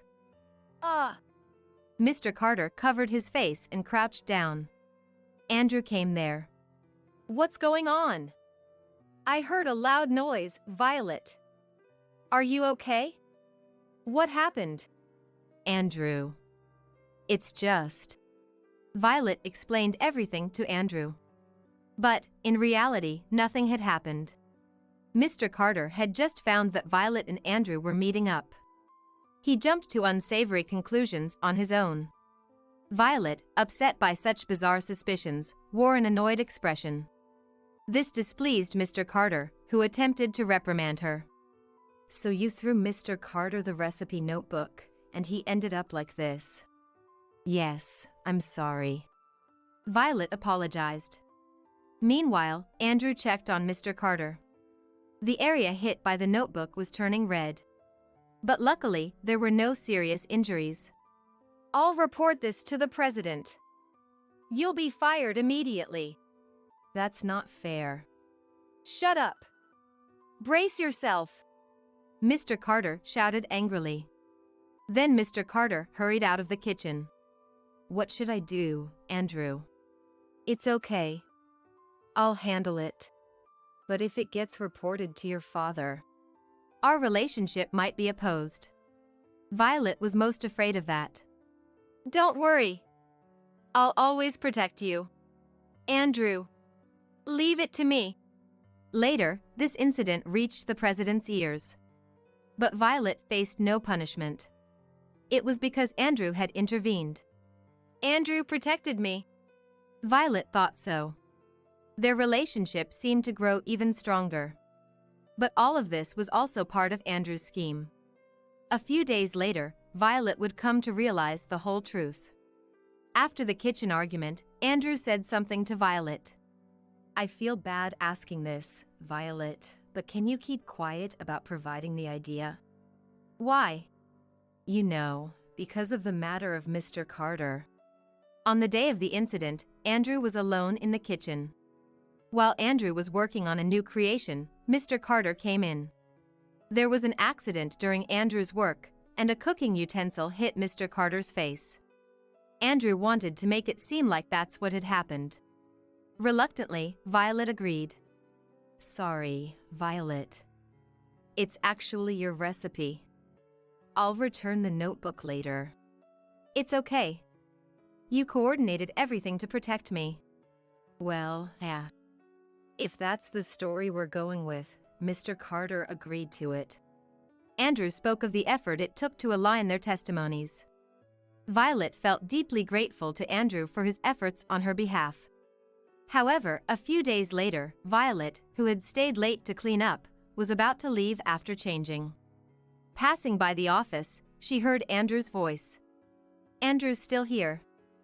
I should say hello. But as she was about to enter, she froze at Andrew's words. And that's how it went. Thanks to you, Mr. Carter. Mr. Carter, what does that mean?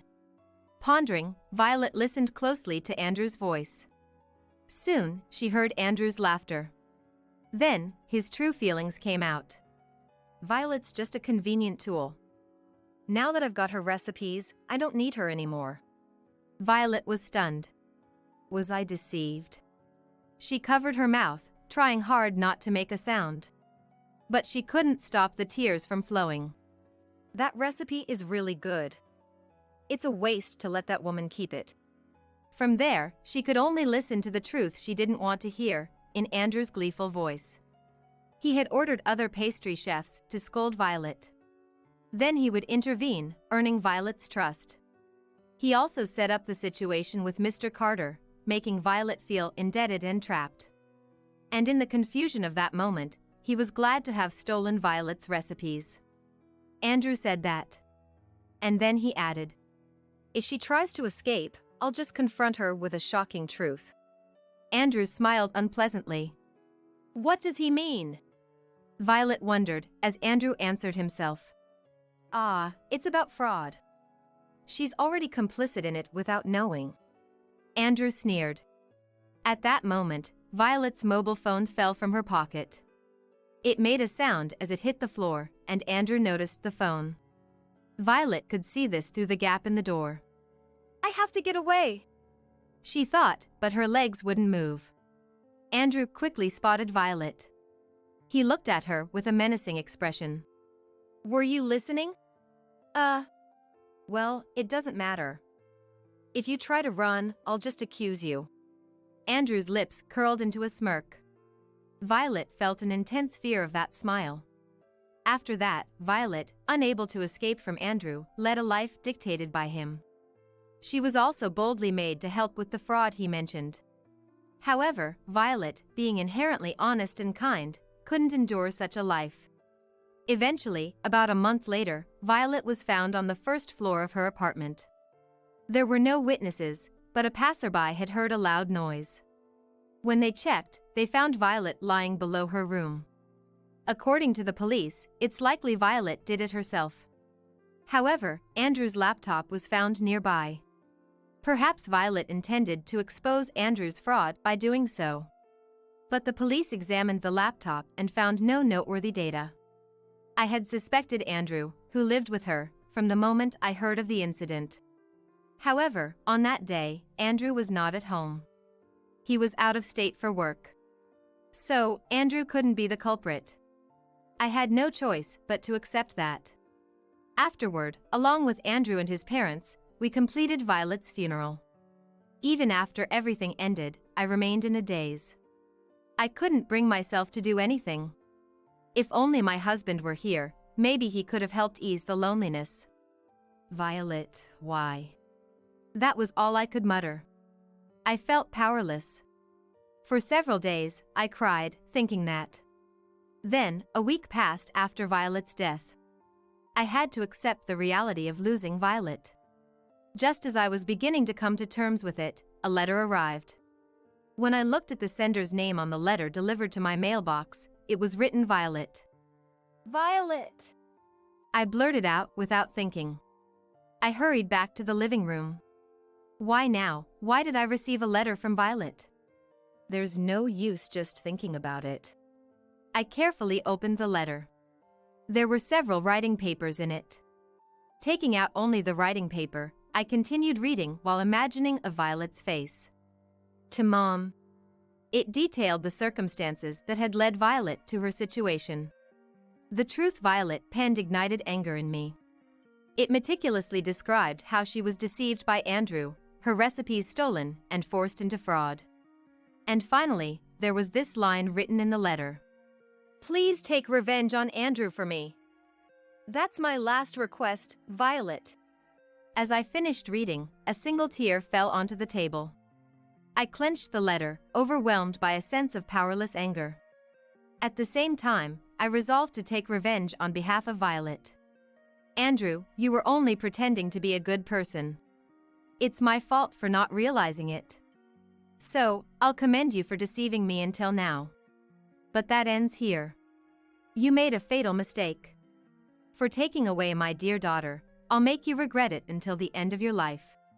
I bit my lip and reached for my mobile phone. I quickly arranged for a taxi. Violet's letter had an address written on it. There must be something important there. Violet. I should go here, right? Clutching the letter, I jumped into the taxi. Heading to the address. It was a local bank. According to Violet's letter, there seems to be something in a safe deposit box. I showed my ID to the staff and explained the situation. I also showed the bank card and key for the safe deposit box. The staff then led me to the safe deposit box. Violet had apparently told them I would be coming. I opened the box in the room I was led to. Inside were documents and a notebook. This is... I quietly read on. The documents were written by Violet. They detailed the methods and content of the fraud, and the people involved in it. The notebook was Violet's recipe notebook, containing recipes of products sold at Andrew's shop. Violet, you did all this. Even just from this, I could tell Violet's meticulous nature. Tears flowed as I thought of Violet. But I couldn't just sit and mourn. I quickly put the documents and notebook into my bag. Then, I noticed some jewelry. It was a heart-shaped pendant with a yellow sticky note attached. Treating it so carelessly, you wouldn't do that, Violet. Muttering, I carefully picked up the pendant. Then I saw the words on the sticky note. Instantly, I was shocked and disturbed. I clutched the pendant tightly. Violet, I'll definitely take revenge. Just wait. With renewed determination, I left the bank. I headed straight to a local confectionery shop. It was the family shop of Wendy, Violet's close friend. Wendy, whom I had seen at Violet's funeral, was at the shop front. Hello, Wendy. Violet's mom? About the other day. Wendy hugged me, and I hugged her back. There's something I want to talk about. Do you have a moment? Wendy looked towards the back. A man, presumably Wendy's father, nodded. Then, please come this way. Wendy led me to the back of the shop. The back was a residence. I was taken to the living room. As Wendy served coffee, I spoke abruptly. Actually, I received a letter from Violet. From Violet? Wendy was surprised and confused. Read it first. We'll talk after that. I handed Violet's letter to Wendy. Wendy read it silently, with great concentration. Eventually, she, like me, was in tears. Then, she handed the letter back to me. Thank you. I'll give this back to you first. So, what do you think? We can't forgive him. I won't. Wendy clenched her fist. I felt relieved knowing Wendy shared my feelings. Will you help me then? Yes. But what should I do? You're Violet's best friend, so you know about this, right? I showed her Violet's recipe notebook from the safe deposit box. Wendy immediately affirmed. This was in the safe deposit box, but the moment I saw the contents of the box, it was as if someone had whispered an idea to me. I decided to use it as part of my plan for revenge against Andrew, as Violet's wish. I explained the plan to Wendy. Then, I entrusted Violet's recipe notebook to her. Can you do this for me? For Violet's sake, yes. Wendy strongly agreed. That's the first step prepared. I felt a bit relieved. Then I quietly stood up and shook hands with Wendy. Thank you, I'm counting on you. Saying this, I left Wendy's place. I headed to another location. It was a branch of the confectionery shop where Violet used to work. The shop was quite far from the one where Violet had worked. I spent a lot of time getting there. Upon entering, I asked a woman who looked like a part-time employee. Excuse me, is Mr. Carter here? The woman looked puzzled. Then I added, my daughter worked at another shop and was helped by Mr. Carter. I showed her the employee card given to me by Andrew after Violet's funeral. The woman immediately smiled. Soon Mr. Carter came out from the back. Seeing my face, he turned pale. He recognized me as Violet's mother from the funeral. Can we talk outside for a bit? If you refuse, you know what will happen, right? I smiled at him, deliberately gentle. Thanks to that, Mr. Carter agreed readily. We moved to a nearby park, and Mr. Carter immediately apologized. I'm so sorry. I was threatened too. What are you talking about? I mean, Mr. Carter, without being asked, started confessing everything he had done. He was only approached by Andrew under threat, and he had no choice but to call out Violet. He wasn't involved in anything else. It was all Andrew who dragged him into evil. He never thought Violet would take her own life. Mr. Carter apologized to me, crying. apologies won't change anything. Violet will never come back. I couldn't help but raise my voice. Mr. Carter closed his mouth, frightened. Realizing I said too much, I took a deep breath. Then, with a stern look, I asked Mr. Carter, if you're willing to apologize, will you do me a favor? Yes. Then, please testify about this incident. And don't say anything to Andrew. Understood? Once confirmed, Mr. Carter agreed, though fearfully.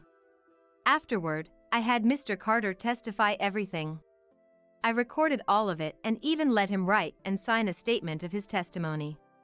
That's the second step done. Now, Wendy, I'm counting on you.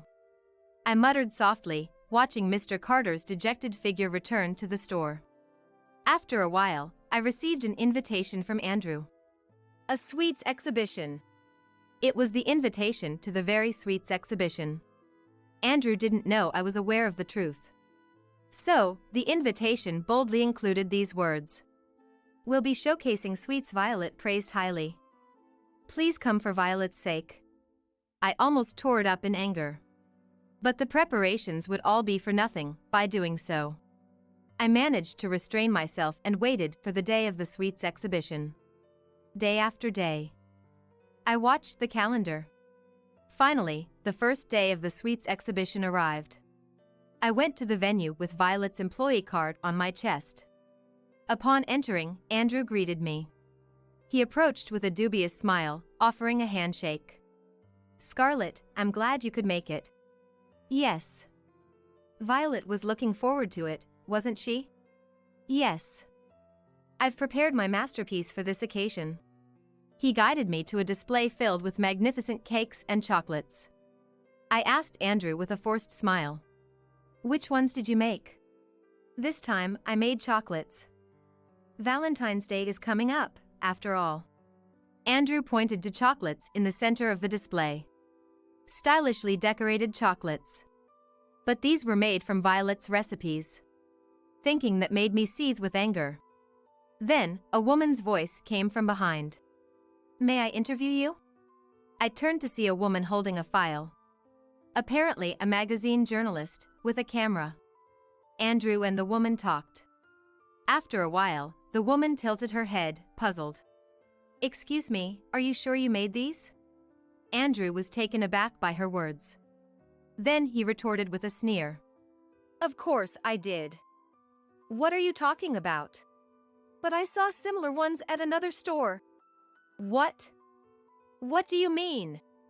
Andrew raised his voice. Several guests in the venue turned to look. The woman continued. The explanation and design are very similar. That's impossible. Which store is that? Andrew's voice grew louder. The woman, though scared, pointed to a distant location. Andrew rushed off. And I quickly followed. Soon, we arrived in front of a certain store. There, Wendy was standing by the storefront. Wendy nodded slightly when she saw me. Then she addressed Andrew.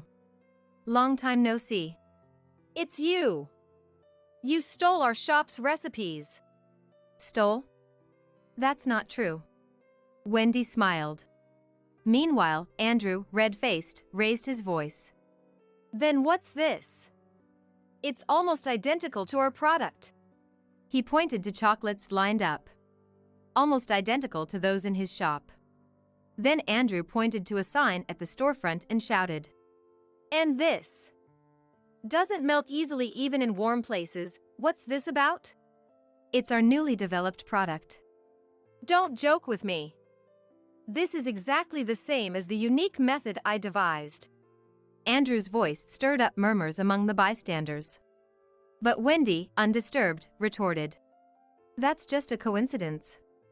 But if it's the same, please stop using it at your shop. What did you say? This is made using a patented method developed by my father years ago. Patented method? Andrew's face turned pale. Actually, Violet's recipe used that patented method. But Violet had no intention of infringing the patent.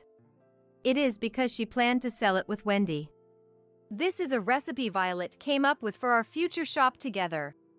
That's... You stole the recipe from Violet.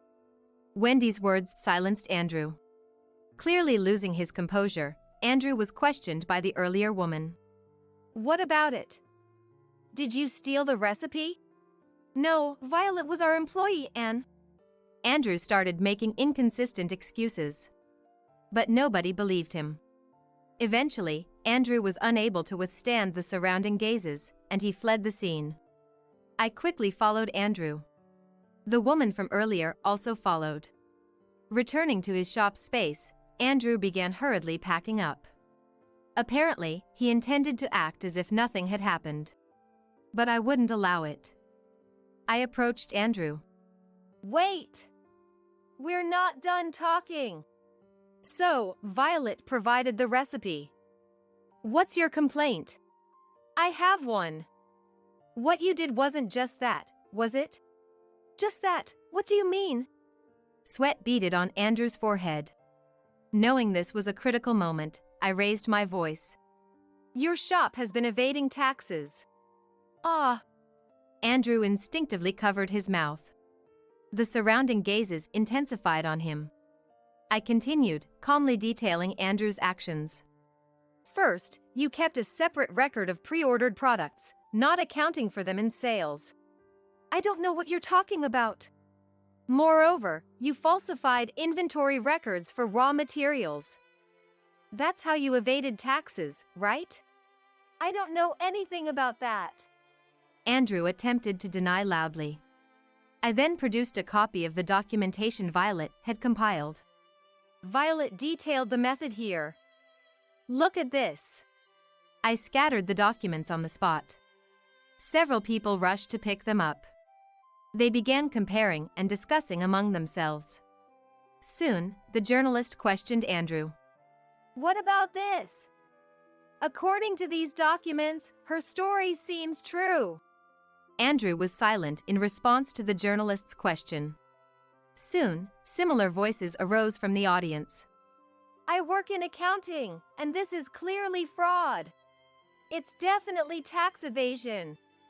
Faced with these accusations, Andrew's patience finally snapped. Shut up. None of this concerns you. I didn't do anything. This can't be evidence. Andrew's outburst silenced the crowd. In the midst of this, I took out my mobile phone. Then, I played a certain audio recording. Listen up. Mark the inventory as less. But that would mean... Don't argue with me. You can't escape this now. The voices of Violet and Andrew echoed in the venue. People from afar also started to gather closer. The recording continued. What about today's pre-order receipts? I destroyed them. They were cash payments, convenient for fudging the sales. That's again? Shut up. If we paid taxes properly, we'd never make any money. The recording ended with those words from Andrew. I glanced and saw Andrew's face had turned ashen. This recording was in a pendant Violet had. It was an IC recorder. That heart-shaped one? Yes. It was an IC recorder. Violet left it as irrefutable evidence. Andrew crumbled. Then, a security guard arrived with a police officer. The officer looked at Andrew and me, then asked Andrew, who was almost collapsing. I've heard quite a bit. Is it true that you were evading taxes? No. That is... We'll ask you more thoroughly at the police station. For now, would you please come with us? The officer spoke calmly to Andrew. But his eyes were not kind. I handed the officer Mr. Carter's testimony. Then I told him about Violet's suicide. I understand. We'll investigate that as well. The officer said, casting a stern glance at Andrew. But Andrew had no strength left to argue. Afterward, Andrew was arrested on charges of tax evasion and other offenses. Violet's case was also thoroughly investigated. However, it wasn't that Andrew directly caused Violet's death. In the end, he was only charged with assault for Violet's case. Nevertheless, the arrest had a significant impact. In just a few months, Andrew's father's confectionery company was driven into bankruptcy. Naturally, all the operating stores were closed. The shop where Violet worked became a rented space. I don't know what will happen to Andrew's sentencing, but I hope he reflects on his actions. After Andrew was taken away by the police, Wendy distributed the chocolates to the people at the venue. These chocolates were designed by my best friend. While handing them out, I wished Violet could have seen this. Especially the customers smiling as they tasted the chocolates. Violet would have loved to see that. Tears welled up in my eyes. But I had no time to cry. Because the sale of those chocolates had been decided. We want to name the product Violet. Because it's a light violet color, and most importantly, it was Violet's idea. Wendy spoke with a smile. Then she added, "Would you write the product tag for us? We want to display it with Violet's photo at the store." So, for the first time in my life, I started working on creating a store display tag. I hope Violet would like it. Speaking to Violet's smiling photo, I reached for a light purple-colored pencil. One day, I got a call from Dad, who lives on his pension. Thanks for sending $30 every month. It helps with the cat's food. What? I've been sending $1,000 a month. Without missing a beat, I replied, and Dad, sounding puzzled, said, "Huh?" And then silence fell. I quickly checked the automatic transfer set up for Dad and pulled out my debit card to review the transactions. To my shock, the details revealed something astounding. That's when I finally understood the root of it all. It was the moment my decade-long trust in Timothy completely shattered. Give me back all my money, now.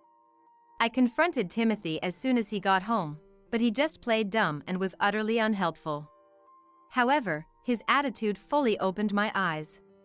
I was determined to expose his true colors and bring everything to light. As I glared at him, avoiding his provocations, he seemed to realize I was up to something and his expression turned serious. My name is Lily. I've had a dream since I was a child. To become an astronomer and unravel the mysteries of the universe. Though not particularly good at studying, I excelled in science and math, leading me to choose a science-focused high school and later, a faculty of science and engineering in college. During my college years, I engaged in various experiments, observations, and research with my professor, and my only career choice post-graduation was a research institute. However, I soon faced a harsh reality. Unfortunately, a research career alone wasn't enough to live on, so I ended up working at a regular company, becoming an employee. Here, I used my knowledge to get ahead of my peers, and that's where I met Timothy. He was 4 years my senior, holding a section chief position at the time. Mature and guiding, I was drawn to Timothy and initiated the relationship, leading to a smooth married life. We were blessed with 2 children, Donald and Sophia. Now, Donald is 18 and a senior in high school, while Sophia is 16 and a freshman in high school. Both attend schools far from home and live in dormitories. So, it's just Timothy and me now, like before the kids were born. I was 27 when I had Donald, and I left my job then.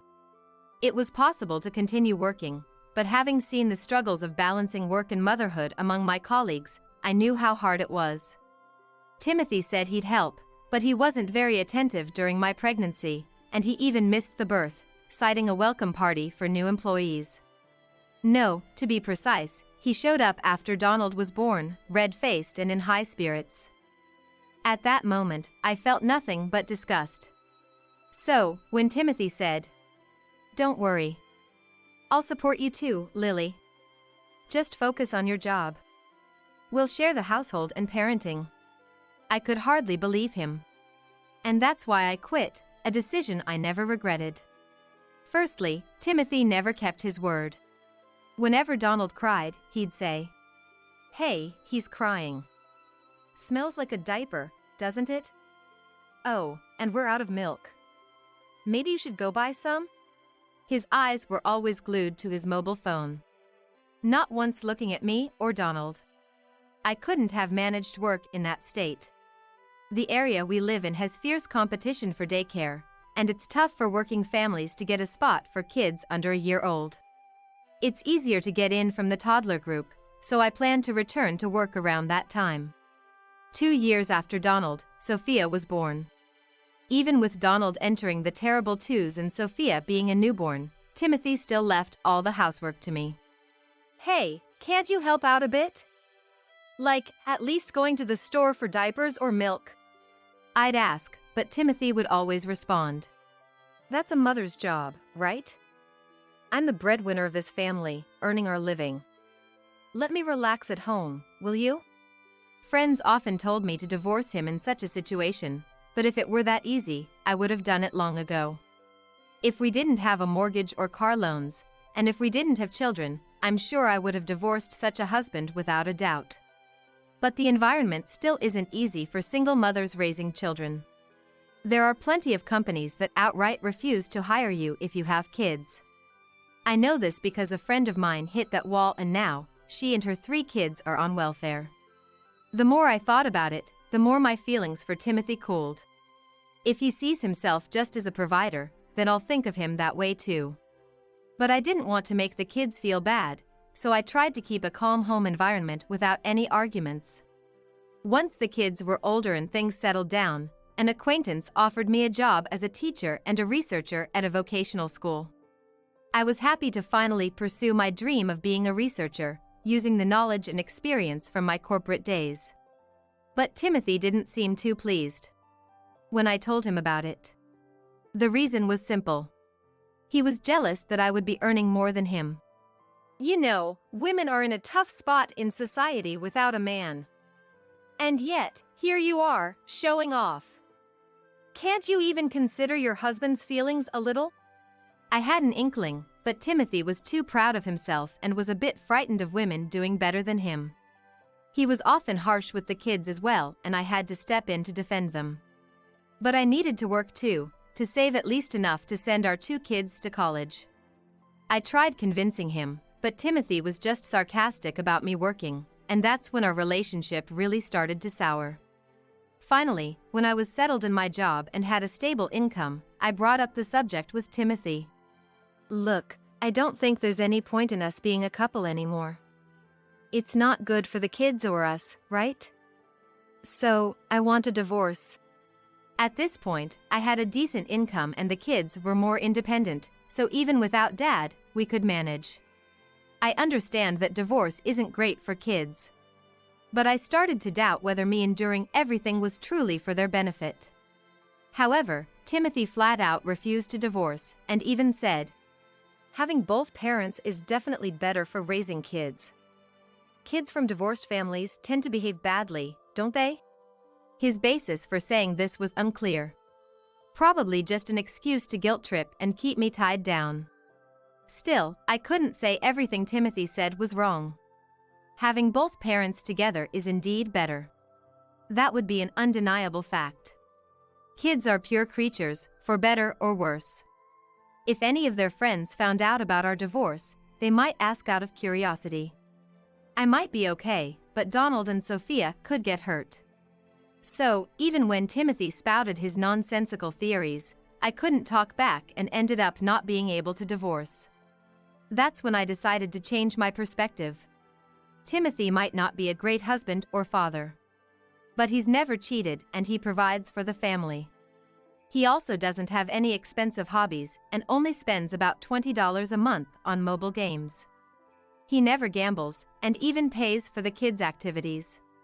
In that regard, I had no complaint.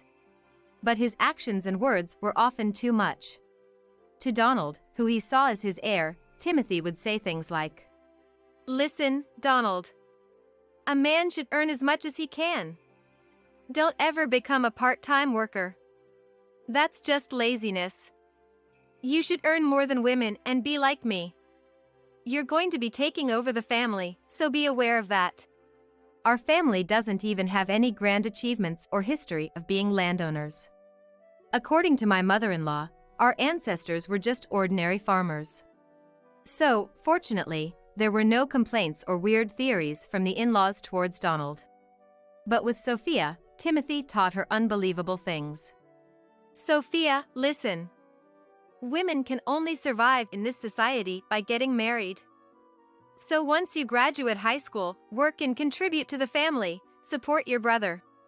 I've never met anyone who differentiated between men and women like this before. Thinking that this person is my husband made me feel indescribable. It's an anachronism at its finest. Every time Timothy lectured the kids like that, no matter how much I negated his outdated ideas, the stubborn Timothy never changed his mind. Maybe because of that, by the time Donald entered middle school, he was rebellious and often clashed with Timothy. Sophia, on the other hand, would go out with me but refused to go anywhere if Timothy was coming along. Timothy, of course, seemed not to care. As the kids grew and left home for high school, the brunt of Timothy's nitpicking shifted back to me. He accused me of looking down on him as a husband because I had a research job, or of acting superior despite his college being overwhelmingly more prestigious than mine. Sometimes, he would even talk about my earnings to others, playing the pitiful husband, as if it was all my fault. I never once belittled Timothy for his education or job, yet he would put himself down and talk as if I were the one saying those things. Ignoring his antics led to him calling me a foolish wife for not listening to her husband. The only silver lining was that the kids weren't around to witness this. Thinking he would agree to a divorce once they were independent, I decided to endure a few more years. Then one day, I got a call from Dad. Since Mom had passed away, my 66-year-old dad was living a modest life on his pension and savings, far away. He's always been frugal, never indulging in luxuries, except for adopting a few cats a year ago. There shouldn't have been anything unusual. Usually, he only called about the kids or for my birthday. But today, out of the blue, he called and said something unbelievable. Thanks for the $30 you send every month. It helps with the cat food. I couldn't help but respond. What? I've been sending $1,000 a month? Then Dad, sounding puzzled, said, Huh? And silence ensued between us. What was Dad talking about? I reorganized my thoughts and reiterated to Dad.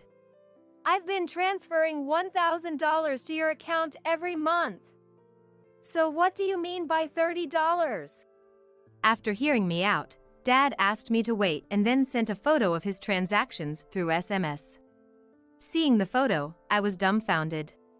Indeed, as Dad said, my remittances were just a mere $30. I couldn't understand what was happening, but it was clear something sinister was going on beneath the surface. Dad, I'll see what I can find out here. I'll contact you as soon as possible, so please wait a little longer. I quickly ended the call. First, I pulled out the debit card I used for Dad's automatic transfers and checked the transactions. The details were shocking. That's when I finally realized the root of it all. It was the moment my years-long trust in Timothy completely crumbled. As soon as Timothy got home, Give me back all my money, now. I confronted him. But Timothy just played dumb, utterly unresponsive. Even worse, he joked that I was spouting nonsense and suggested I go to a hospital.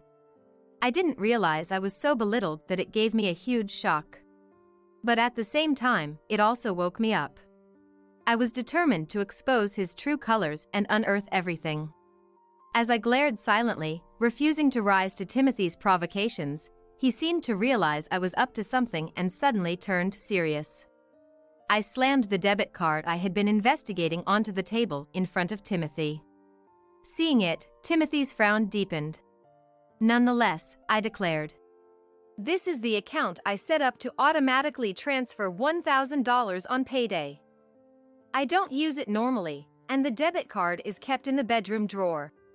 Timothy couldn't say anything, just glared at me in silence.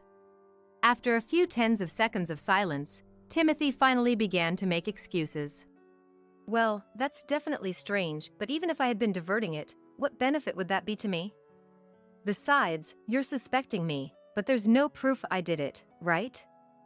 Innocent until proven guilty. Don't you even know that? His infuriating way of speaking irked me, especially because he had a point. He's probably smarter than me, and his cunning works just as well. If he was the type to slip up under questioning, I would have divorced him and raised the kids on my own long ago. I don't know how many times I've been frustrated by Timothy's unnecessarily sharp mind. And indeed, there's no direct evidence of Timothy doing anything. But in this house, it's just me and Timothy. Even without evidence, it's a given that Timothy is behind this. I pointed out the discrepancy in the transaction history and said, Normally, if the transfer date I set falls on a weekend or holiday, I have it set to transfer in advance. The setting is to automatically transfer $1,000 to Dad's account on the 1st of every month. Since payday is the 25th, I'd transfer $1,000 to this account as soon as my salary was deposited. I paused there, looking at Timothy, who seemed a bit tense. I didn't know what he was thinking, but he might be preparing an excuse for whatever I'd say next. I looked back at the debit card and continued. So if the 1st is on a weekend or a holiday, it transfers on the 30th or 31st of the previous month. Therefore, there should be no movement of money between the 25th and 29th. Yet, the day after I put in $1,000, only $30 is sent to Dad, and the rest is withdrawn. Doesn't it seem strange that there's movement other than the automatic transfer? Timothy stuttered for a moment, but then retorted with a laugh. Even if that's true, so what? Where's the proof that I took your debit card and withdrew the money? Even if I took nearly $1,000, what would I use it for? He had an infuriating smirk and a condescending laughter to go with it. I just stared at Timothy's face without saying a word, and thinking he had one, he suddenly became talkative. I earn decently and am not in need of money, something you, who gets the household expenses, should know best, right? And besides, I couldn't mess with those auto-transfer settings anyway. You know, as a researcher, you should be smarter than this. After rattling off his words, Timothy seemed pleased with himself, as if he had outsmarted me, and happily went to take a bath. Thinking he had beaten me in this exchange, Timothy must be really naive. Just the thought of his smug face falling apart made me want to laugh. Since he thought he had one, Timothy sang some indistinct song in the bath. And when Timothy came out, still in high spirits, I greeted him with the biggest smile. He looked surprised. What now? You still have something to say? And stepped back. I presented him with a printout of my SMS history. What's this? I asked sharply, and Timothy froze. In fact, when Dad sent the photo of the debit card, I was surprised to find unfamiliar SMS exchanges before it. I rarely use SMS. And when I do, it's mostly for login confirmation codes. I usually communicate with colleagues, friends, and kids via free messaging apps or SNS messages. That's why I hadn't noticed these exchanges, and Timothy must have cleverly chosen SMS for this reason. A conversation between Dad and me from about 10 months ago that I didn't recognize. The messages were sent under my name, but I wasn't the one who wrote them or talked to Dad. Needless to say, it was Timothy. Hey, this is you identifying yourself, right? This is Timothy, Lily's husband. How are you? Why did you contact Dad from my SMS? If you wanted to talk to him personally, you could have just asked me directly for his contact, right? As I pressed him with a smile, Timothy's triumphant expression disappeared, replaced by panic. No way, you don't use SMS, how did you find out? He was clearly flustered. His reaction made it obvious he had tampered with my mobile phone to contact Dad. Let's see, what's this? Actually, Lily is hospitalized and needs money, so we can't send you the usual amount. But we know you have cats, so we thought at least we could help with the cat food. We'll have to reduce the amount, but we'll continue sending. I read the message aloud in a monotone, and Timothy started to apologize. There's a deep reason for this. I wasn't trying to hurt you or Dad. Just believe that, please. He briefly apologized, then began to explain. He knew that I sent $1,000 every month to Dad and had agreed to it. But suddenly, Timothy needed money and thought of using this $1,000.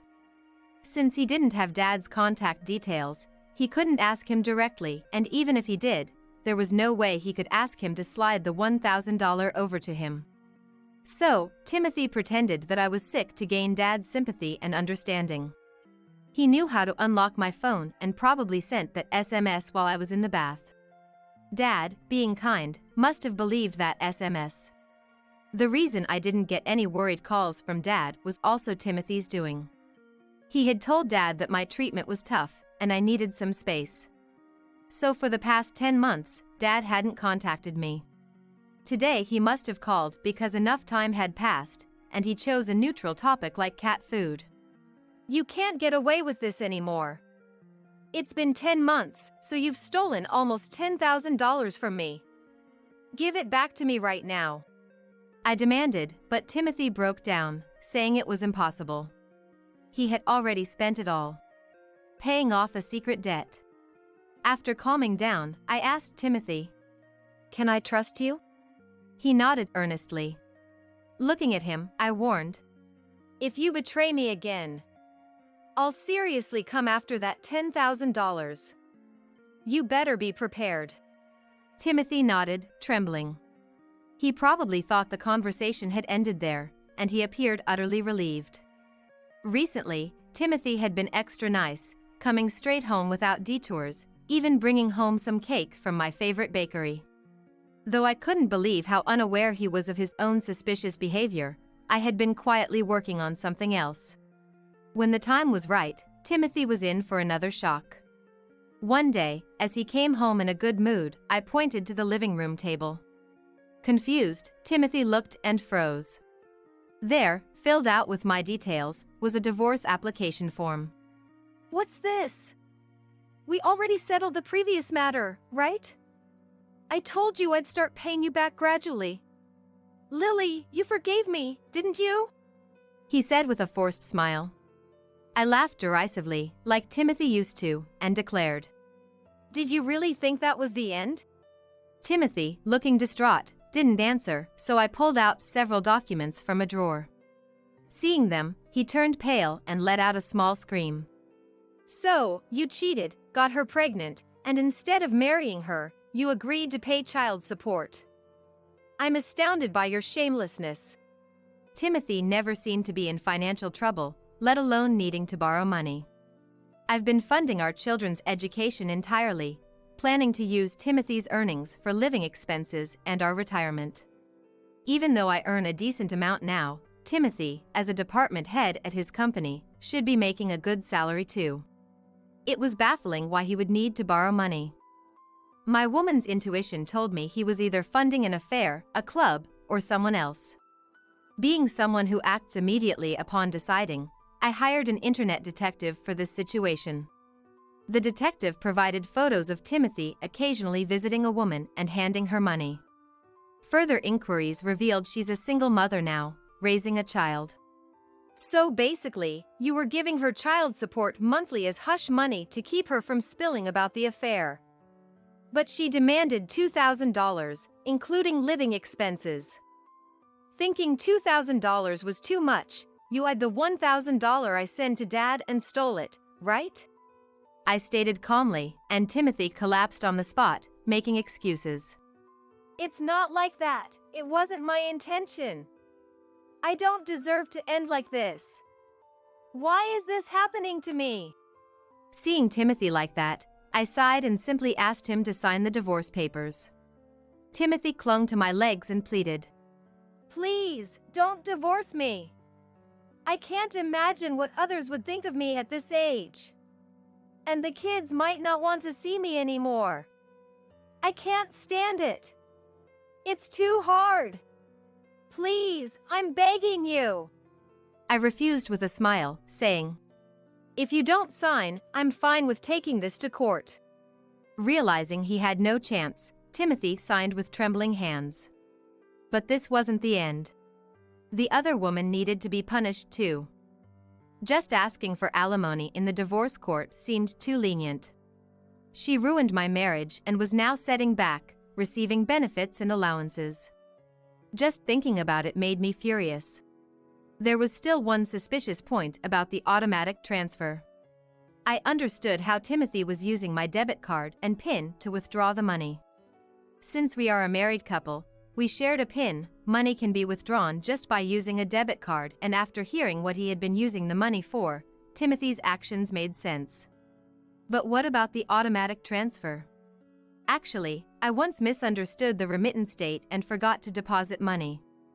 I was glad that a polite bank employee contacted me and noticed, but this time I didn't hear from them for 10 months. Considering the previous response, I found it strange that I hadn't heard anything from them for 10 months, so I checked with my bank to see what was going on with my automatic remittances. When I checked with the bank, the transfer was somehow already cancelled. It couldn't have been done without me, and Timothy attempting it would have led to them contacting me. So, there was only one explanation. There's someone working with Timothy at the bank. That was the only way this whole thing could make sense. And so it goes without saying that Grace, a 29-year-old bank employee, was Timothy's mistress. Grace must have posed as assisting Timothy with general procedures while actually canceling my transfer. That's a clear crime. As a bank employee, she committed a crime by using her position for personal gain. Further investigation on Grace led me to an unexpected discovery, and I couldn't help but quietly fist pump. Later, I summoned both Grace and Timothy to present them with the alimony claim for the divorce court. Since you both complied with today's summons, I'll take it as an admission to the affair. All evidence is gathered, I said. Timothy nodded meekly, looking pale, while Grace was absorbed in admiring her nails, as if this matter was of no concern to her. She probably thinks Timothy will cover her part, so this discussion means nothing to her. This wasn't a place for a child, so she presumably made some vague excuse and left her child with her parents. Timothy was already pretty beaten up from the divorce crisis and the bail claim for the divorce trial, so I decided to let it be for now and turn to Grace, saying, By the way, you're applying for child support allowance as a single parent from the municipality, right? I see you've also applied for a single parent allowance at the bank. But you're receiving $2,000 from Timothy every month, aren't you? You know that's a crime, right? And may I add, it's also a crime to unilaterally cancel my automatic transfers. Then Grace's face twisted in shock and I couldn't help but laugh to myself. She seemed to be making excuses, saying she didn't know anything about it, but I was certain because the detective had investigated into it. If this information is wrong, then let's call your colleague right now to verify. It might also be a good idea to ask the municipality about the conditions for receiving child support allowance and whether you qualify or not. At that, Grace changed her attitude and apologized to me, begging, Please, it was just a moment of madness. I never planned to marry this man, that's why I backed off. Please don't push me and my child any further. I was about to explode with anger at Grace, who acted as if I were the villain. The real victim in this case is undoubtedly me, and if anything, it's Grace's child who's been caught up in all this. Under no circumstances will the victims be these cheaters. Then Timothy started to defend Grace, who looked like she was about to cry. Stop it already. Grace didn't mean any harm. Seeing Timothy like that, I snorted. He didn't seem to understand why he was being laughed at, but I wondered what kind of face he would make when he finally reached the last truth. Still laughing, I said, So you'll say she didn't mean any harm even after hearing that she made you pay child support and living expenses for a child that's not even yours? Then Grace stood up, eyes wide open and cutting me off. Stop it! No more! But Timothy, showing his pointless intelligence, went on and asked, Wait, so, that child isn't mine? Grace's face twisted, and Timothy seemed clueless. The detective had found out that Grace was getting money by claiming another man's child as Timothy's, and she was also receiving $500 a month in child support from the child's real biological father. It cost quite a bit to find all this out, but I think it was worth it to gain something much bigger. Timothy, who thought he had a perfect life, is now facing hell, and I'm sure now Grace will be joining him too. I was feeling great, but Timothy and Grace's aura was dark and heavy. But it's their own responsibility. If they can't differentiate between right and wrong, someone needs to make them realize it. Though it cost them, they finally came to understand the gravity of their actions. After getting their signatures on the divorce trial bail claim and other documents, I triumphantly submitted the divorce application, and Timothy became a stranger. I only told our children living far away that we were getting divorced, but they, being perceptive, said they were on Mom's side. I had told them they didn't need to come home for the holidays, thinking they wouldn't want to see Dad, but as soon as they heard about the divorce, they came home on the next big holiday. They didn't ask what happened, but seemed relieved when I said I got custody. I'll continue to provide for their education, and I had actually made some investments since I didn't fully trust Timothy. I believe I'll be okay in my old age. As for Timothy and Grace, they ended up with an unimaginable fate. Timothy, now divorced at this age, apparently faced rampant rumors at work. Originally belittling me, his wife, and speaking ill of female employees, he was now the subject of gossip about affairs and losing his wife's favor. Eventually requesting a department change, he was surprisingly demoted to a regional office. But Timothy didn't complain, realizing he had no place at the headquarters anymore. Moreover, he's now struggling financially due to the nearly $10,000 repayment and divorce trial bail he promised, as well as the children's education costs that he must fulfill as his parental duties. And as for Grace, she resigned voluntarily after the bank found out about what she had done. She avoided being sued by immediately returning the deceitfully obtained allowances, but lacking enough money to live, she reluctantly returned to her parents' home. After spilling everything to her parents, she faced severe reprimands. Currently, Grace works as a contract employee at the company where her dad works, with her parents managing all her finances, leaving her with no spending freedom. Her parents, being very sincere people, paid the full amount of the bail I had claimed in the divorce trial. Though they had initially fronted the money, it was good to hear they would bill it all to Grace. So, after all that, now several years had passed since the divorce. Donald has advanced to graduate school and landed a job at a major company, and Sophia, incredibly, got into medical school and is now preparing for the national medical exam next year. Even without Timothy, the kids have proudly followed their own paths, and they've even assured me they'll support me in my old age. I couldn't ask for better allies. It's incredibly gratifying to see my children grow up into great human beings, without Timothy's influence, and they are the treasures of my life.